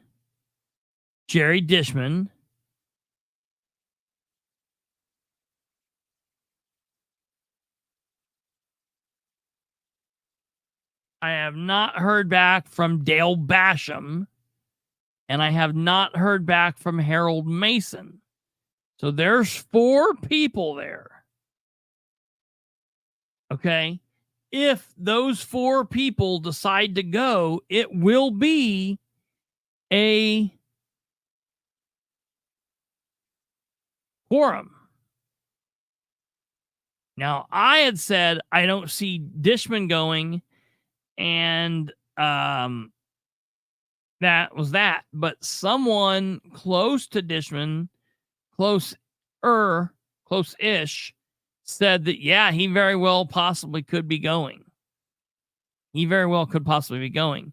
So that could mean this is a whole new ball game. So if there's 5 or more, it's got to take 5 or more for there to be a quorum, because there are 9 council members. So 5 is a winning vote. Could be. Or a negative vote. So if there's 5 or more, we already know Rose up there. We need 4 more. I said the other day that I heard that Harold wasn't going. Then I heard him say he was going to see. And then now I'm here. Now I've heard he is going. But then Kat Carey was on the other night, and she said he's not going. So I was like, I don't know. What question is that, Stumblefoot?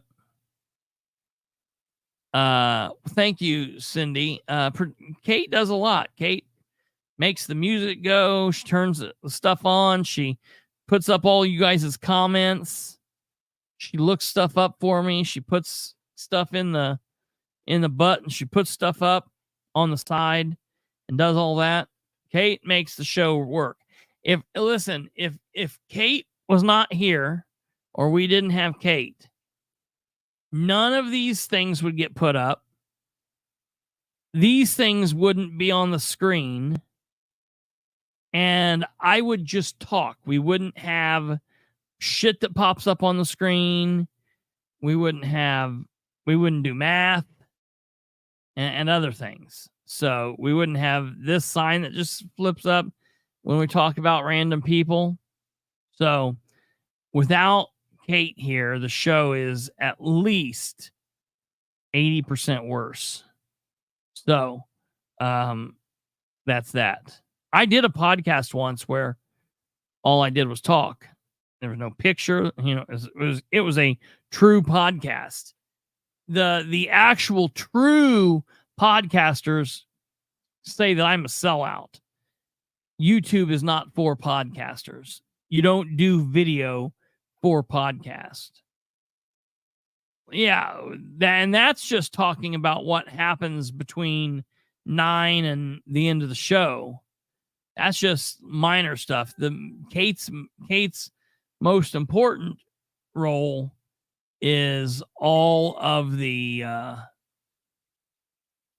research and all the shit she does like that. Brandon and Kate and I are always talking in this group chat back behind and talking about different things and bringing things to each other's mind and all that stuff. How many rooms? The feds are staying with me.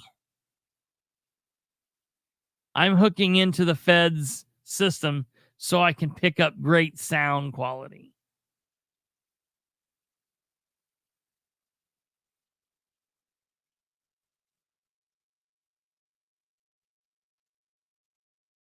What do you mean? You mean just take the audio? Yeah, absolutely. Mm-hmm.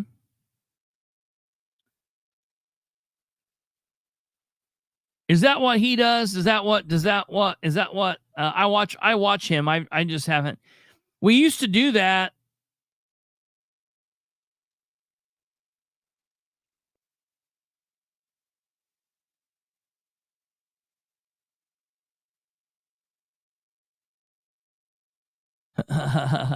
Karen. Well, thank you, Cindy. Yeah, the old podcast, Perception is Reality. I mean, it was the same thing. It was just me talking, but it was just like it was just a podcast. It was what it was. It was just you found a podcast on you can still go listen to it, Matter of fact, go listen to it. That would be great. If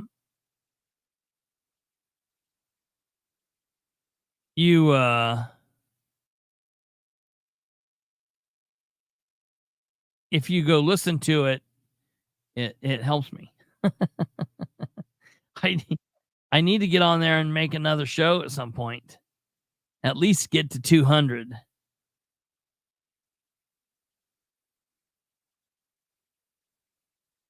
What is this? Hold on. I got a text from Bilbrey the other day.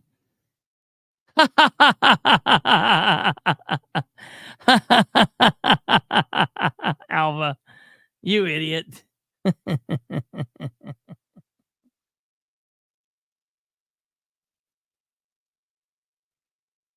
That's great. I love it.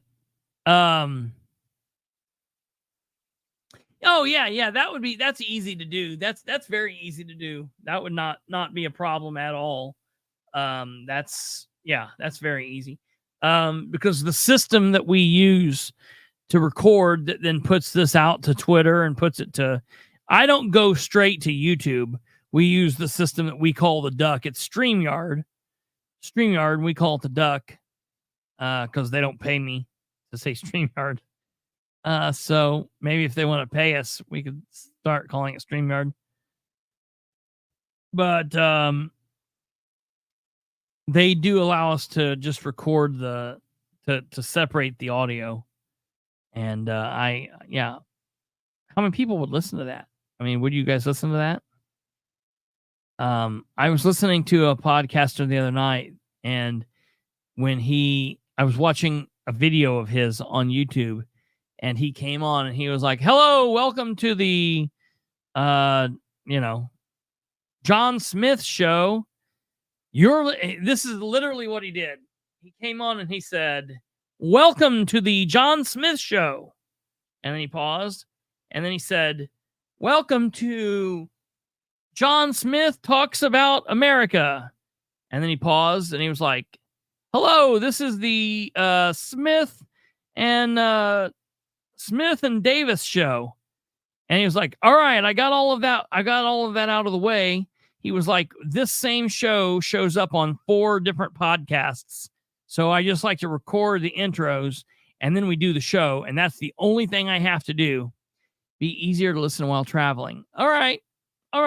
That's fair. I can do that. I'm very anal about things. The thing is, I don't like just starting in the middle of stuff. Have a good one, Alva. Have a good night. We'll see you later on this week, brother. Take care. I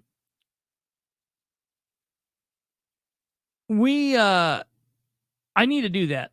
Kate and I have talked about doing that before. Talked about cutting it down and just putting it on Perception as Reality. I could go back in there and change. I mean, I've got a whole nother. We had the podcast for the Bastards, and I got the audio, and I could get rid of it and just rework it. Earbuds and listen and get other things done. Yeah.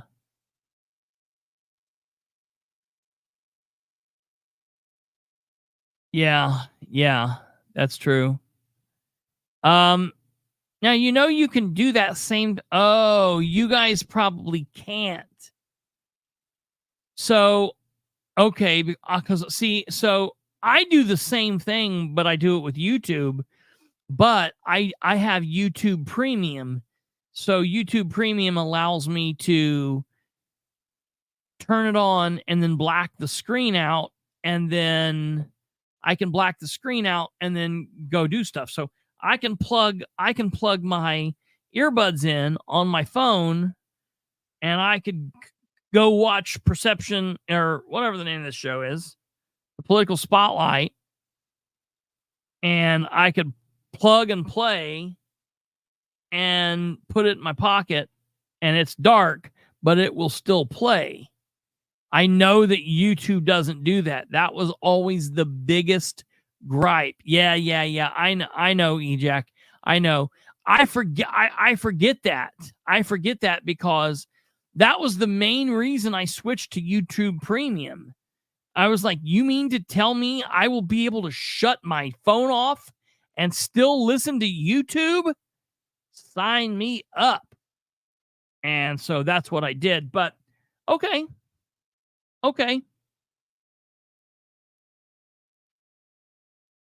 I will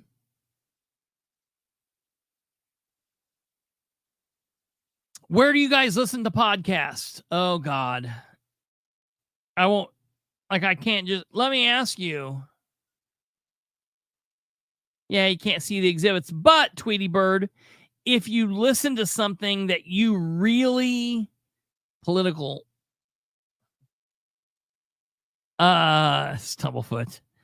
If you listen to something that you really liked or were really interested in, and I'm talking about the things that we put up on screen, the visuals, the exhibits, you could always then go back in and watch the episode. Like if you're out and about, shopping or mowing the yard or painting or doing whatever it is that you're doing, and you're hearing something, I could always I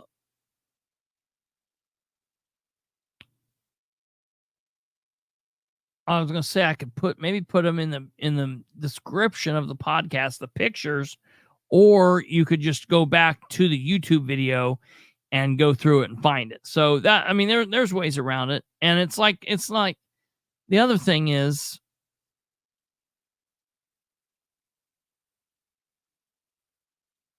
yeah. I'll start working on that. That's fair. I want to do what you guys want. What if you guys are asking for that, then that's fine. Now, let me ask you this: out of the people that are here, out of the people that are commenting, how many would listen to it in podcast only form?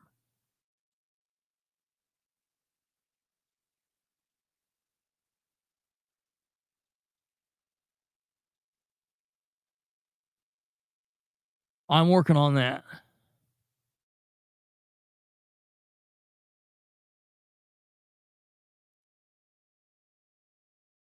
I don't understand Discord. I would like to. We were going to do that with the bastards, and I opened it up. Jeff Walls says no, and I appreciate that. And I like the hardcore people that are like, no, we want to watch it. I want to be here. I do both. Yeah, all right. Listen, I will get that done. Kate and I've talked about that, and Cindy would do it either way. I mean, the people, it would just give more options. I'm down with that. I'm down with that. Let me tell you, I'm going to tell you the reason I didn't.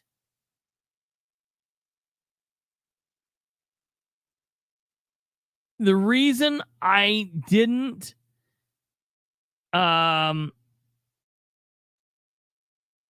you right there, Cindy, is the main reason that I don't do static videos. You know what everybody tells me? I have a lot of people in the YouTube world that tells me if I would start recording videos and putting them up on YouTube as static videos, we would get more viewers, and it would turn more people on, and they would then come. Those people would come to the lives, and people whatever. I have a hard time doing that because when I think of doing just a recording, first of all, you guys aren't there. Second of all, anytime I'm just on talking, I'm like, why am I doing this? I might as well be doing this on a live. While I can have people, it doesn't make sense to me to make a live video and then the same video in video form. Like that just seems like you're competing against yourself. But I mean, I guess it's just about diversifying. And nothing would stop here. I'm going to be here. This is my main thing.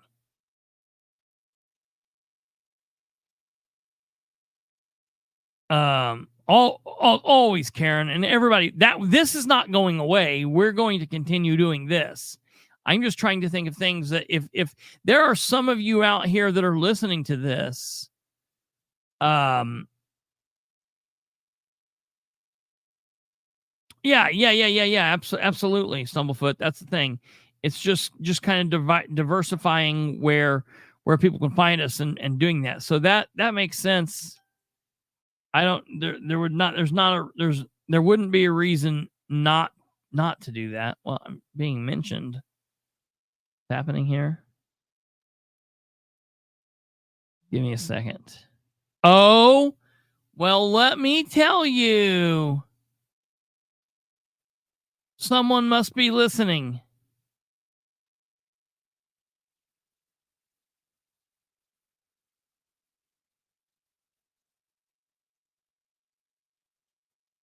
Okay, let me find out what this says. It says, this is an email from Mayor Breidenauer and City Councilors Jeff Green, Jerry Dishman, Harold Mason, and of course, Dale Basham.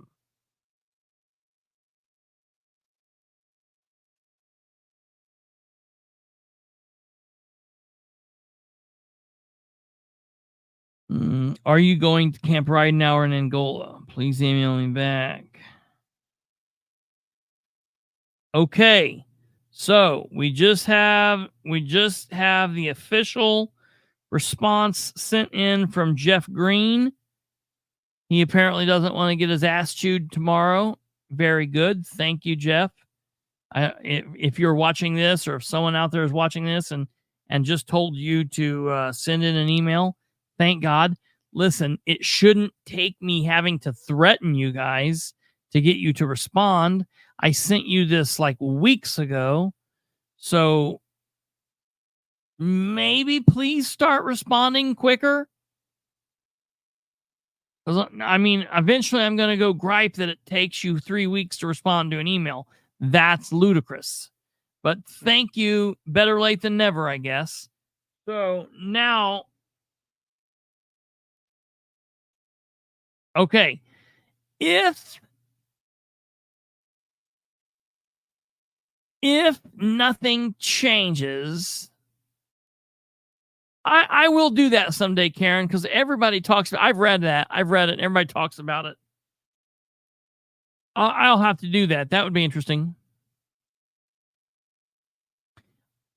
No, it's not. Look, it's not even a one sentence response. It was one word. He said no. Ludicrous. No.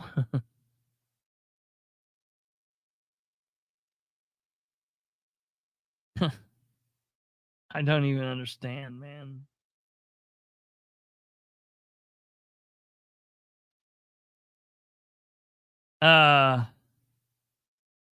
Someone said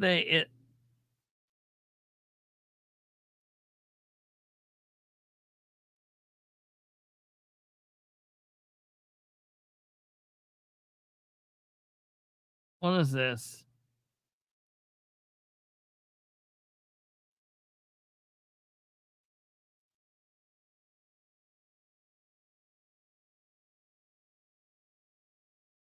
Let's see here. What's going on?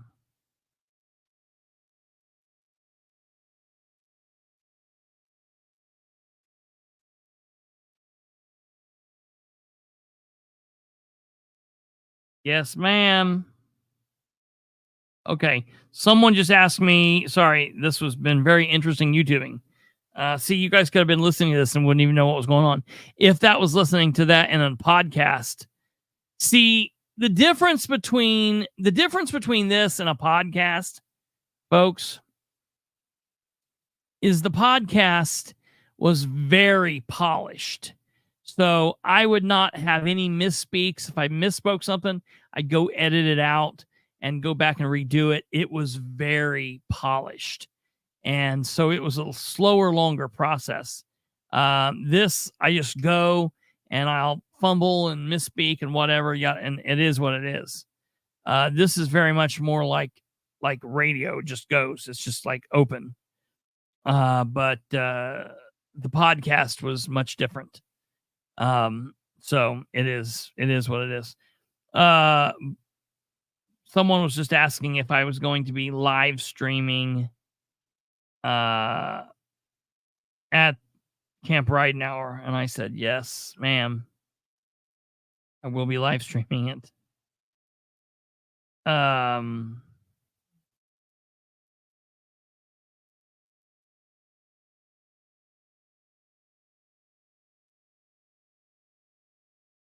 Ooh, I was just told to look something up. I guess we're going to. Give me 1 second.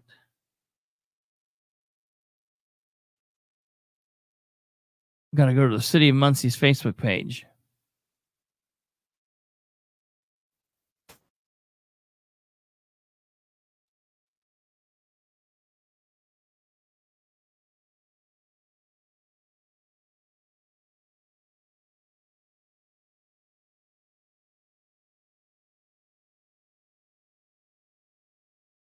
All right, let's see.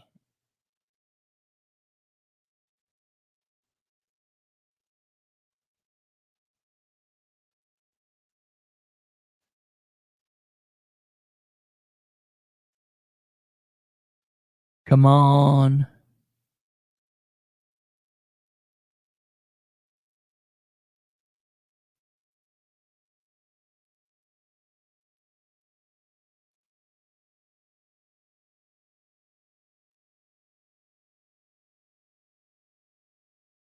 Man, what is come on. All right, there we go. Let me look this up here real quick.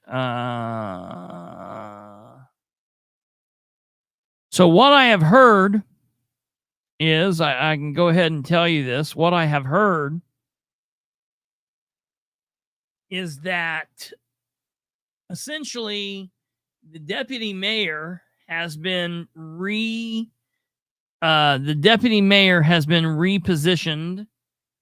out to the Prairie Creek, and that he is the one that's now trying to make sure that things get done out at Prairie Creek, and they're trying to get stuff, happening because it's summertime and they should have already had things done and over. And so I know that he hates that. I know that he absolutely hates that.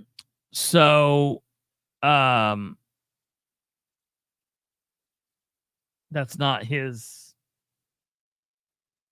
He's not happy with that. I guarantee you. So I'm being told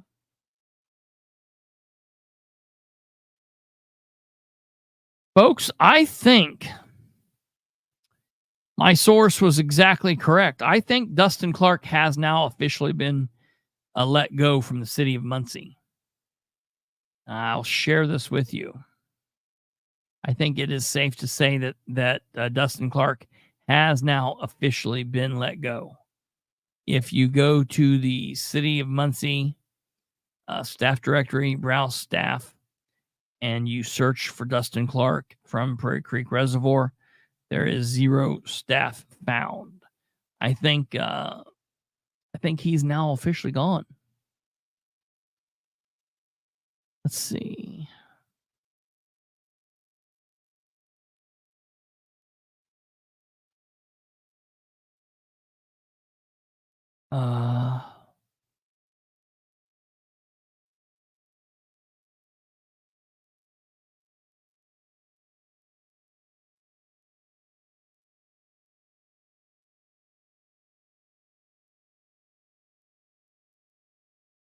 Let's search him up this way here real quick. See if anything happens. Nothing there. Let's see if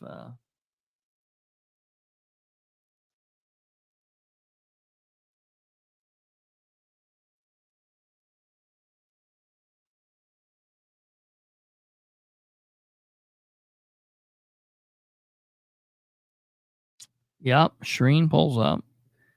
Let's see if this happens.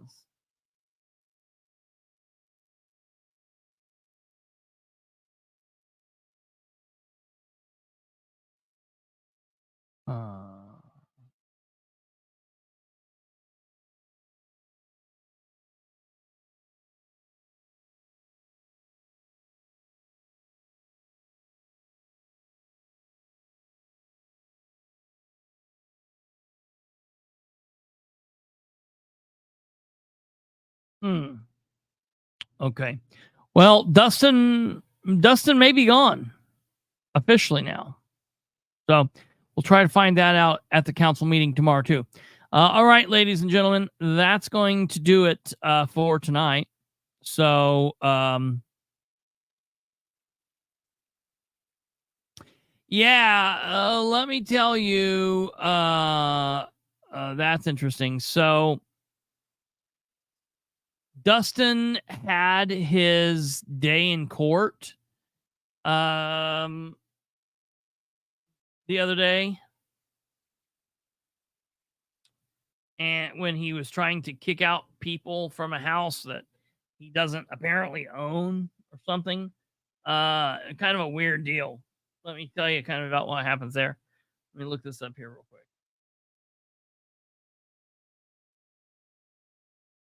Can't find it. Let's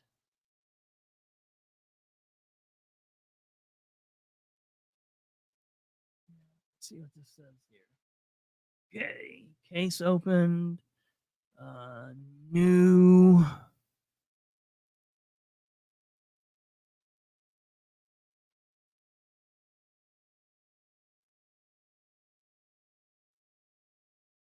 Okay. Plaintiff appears in person without counsel.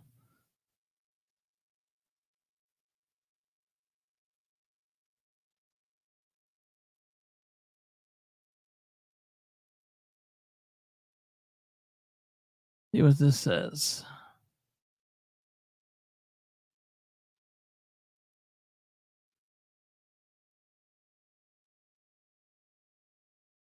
Give me 1 second here. It's loading. I'll show you the screen.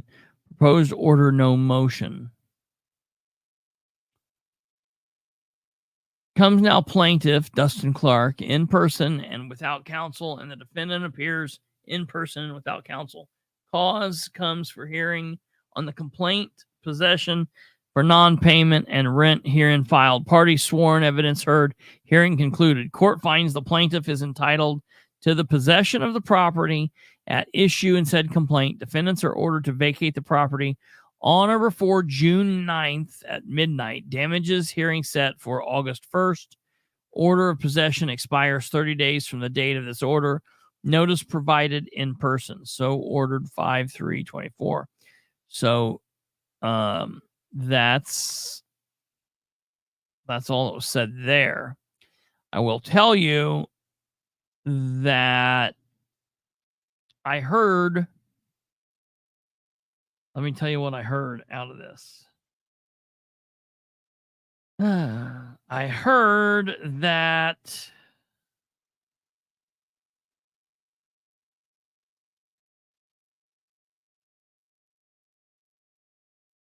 the eviction hearing was Thursday. The judge asked him how he owns the property when it's not in his name. Dustin said he is purchasing it on a land contract. He was asked a complete ass. He was asked if the defendants could have until the 15th to be out. He said the 9th. He could not go any more than the 9th. He was not inclined to give more time. Maybe Dustin Clark's going to be moving in there.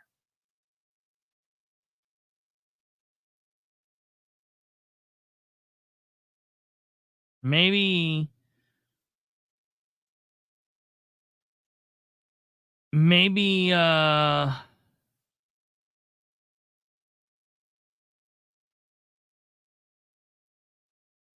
oh, I see what you just sent me. Kate, that's amazing. Yeah, I would like to know. A land contract is basically just an agreement between two persons, one the owner of a property, and then the other the person wanting to buy it, and they're agreeing to purchase it or whatever. It's kind of like a rent to own type of thing. That's what I was getting ready. Yeah. Yeah, right. Shed Town is too good for Dustin. Absolutely. I could not think of a better thing. Absolutely. I agree with that wholeheartedly. Wholeheartedly.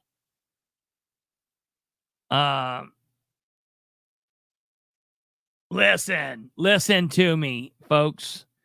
I want to be clear, just so you guys will know this. I want the right address. I don't want to say it without the right address. Give me a second here. I want to put the right address. Matter of fact, I want to put this picture up. Give me 1 second. Let me find the picture. Let me see where the picture is. Stumblefoot, you'll know right where I'm talking about when I show you this. Give me a second here. Oh, yeah, it's right here. Yes, look at this. What a badass picture this is. Look at this. Look at this. I hope my grandpa's still watching. If my grandpa's not watching, I'll show him tomorrow. But I'm going to send you a picture, Kate. Can you put that up just when you get a second?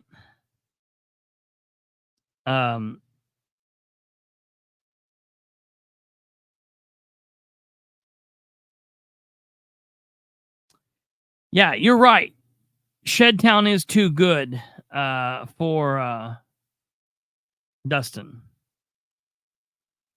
And I'm not saying that I'm not saying that being a smartass. I mean that. I agree with you.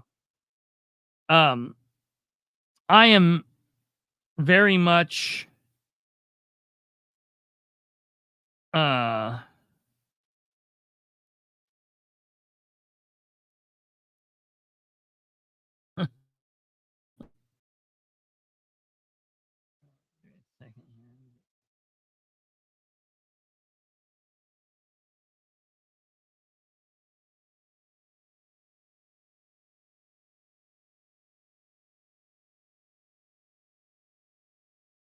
okay, let's see here.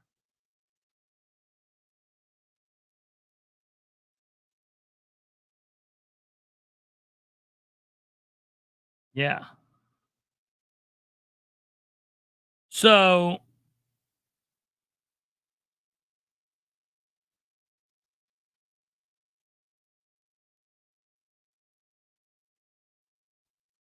I obviously we're ending the show. The show's over now, basically. But I'm going to put this up here real quick. I want to ask you, Stumblefoot. Do you know where this house is located? I'm going to put this picture up here. Do you know where this house is, Stumblefoot?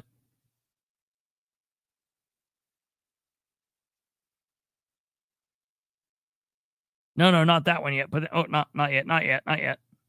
Hold on, I got another one here. I'm putting in for Messenger. Oh, now my grandpa's there, he's like, what just happened there? You know where this is, Stumblefoot? Right here.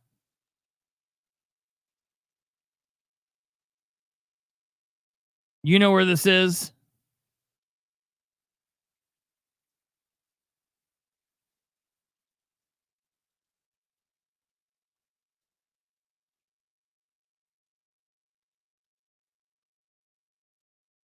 Is that yes, you do know where that is? I think you put it up before the picture was even up.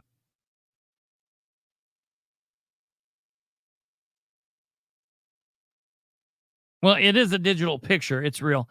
So if I tell you that it's 1212 West 18th Street, would you know? 1212 West 18th Street.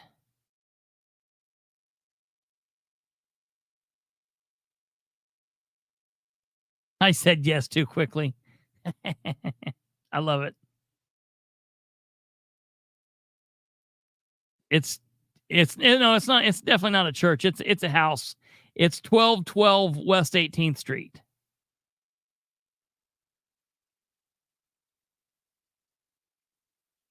I'm very, very much born I'm a North Side kid. Like I went to Delta, you know, but let me show you this. This is a badass picture. This is a picture of my great grandfather standing in front of that same house. They lived there. This is where my grandfather and his family lived. This is my grandpa's dad. What a badass picture that is. Isn't that freaking cool? This is where they lived. So like, oh yeah, Shed Town all the way.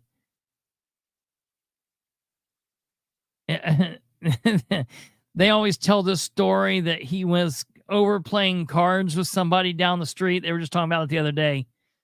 And he either, while he was playing cards, he got a little drunked up and he went home and he decided to have himself some like biscuits and jelly or toast and jelly. And he was drunk and he got the jelly all over him. And then he went to sleep and he woke up and he saw all this and he thought that he killed the guy that he was playing cards with. And he made my grandpa's mom walk him like down because he was afraid he's like, I guess, going to get arrested or something. And so just absolutely amazing. But Red Raspberry. Oh my God, I killed him. I just couldn't imagine that. That's like the person. Oh yeah. I Google says it's 3 minutes away. That's hilarious. On foot. I know. I mean, where you guys live, I know where you live from pictures that you guys have sent me. And so yeah, it's right close to you. But I just think that's really cool. They put this like new porch on, but there was a time like where you could still see, like you can tell if you drive by there, you can tell that's the house. You can clearly tell that the house is what it is. You can tell that it is what it is. It used to have, I think until they put this thing on, it used to have like the address was still visible up there. Oh yeah. Okay. Yeah. I live at 1813 West 15th Street. Good thing we're just all doxing each other. I mean, hey, what? Who cares? Don't go to Shed Town messing around, folks. Yeah, it was definitely better back then. Absolutely. Yeah, 100%. They screwed it up when they added that extra thing. So yeah, I get it. I hear you. I grew up, I mean, my people moved kind of out of Shed Town, but I grew up running around there. My grandparents had a couple of rental properties down in there and did things. So I get it. But yeah, it's definitely too good for Dustin. So maybe Dustin can move over into that like little back over behind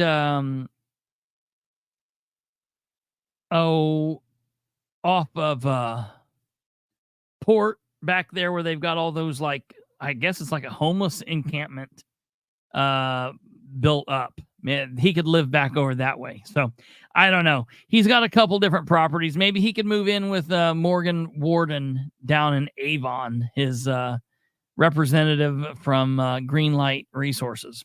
All right, ladies and gentlemen, that's going to do it for tonight. We will be back tomorrow, Monday at 9 p.m. Oh, whoa, nope, I can't say that exactly. If you want to watch the Muncie City Council meeting, you go in person if you want to go in person. If you can't, don't want to, don't feel like whatever, you can watch it live streaming.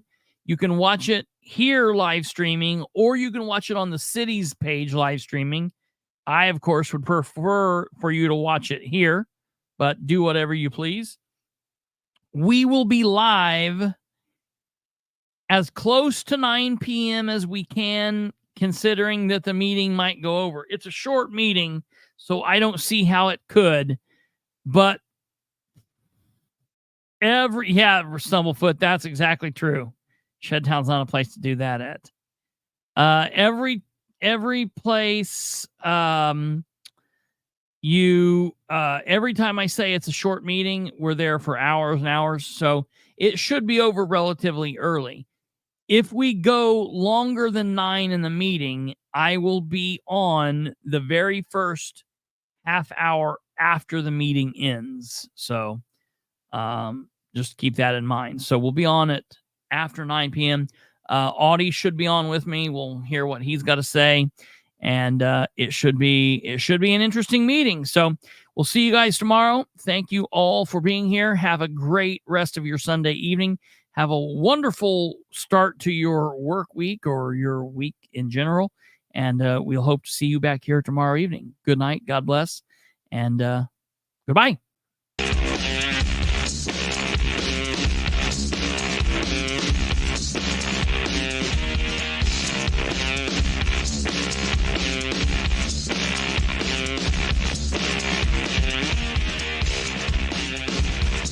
Yes.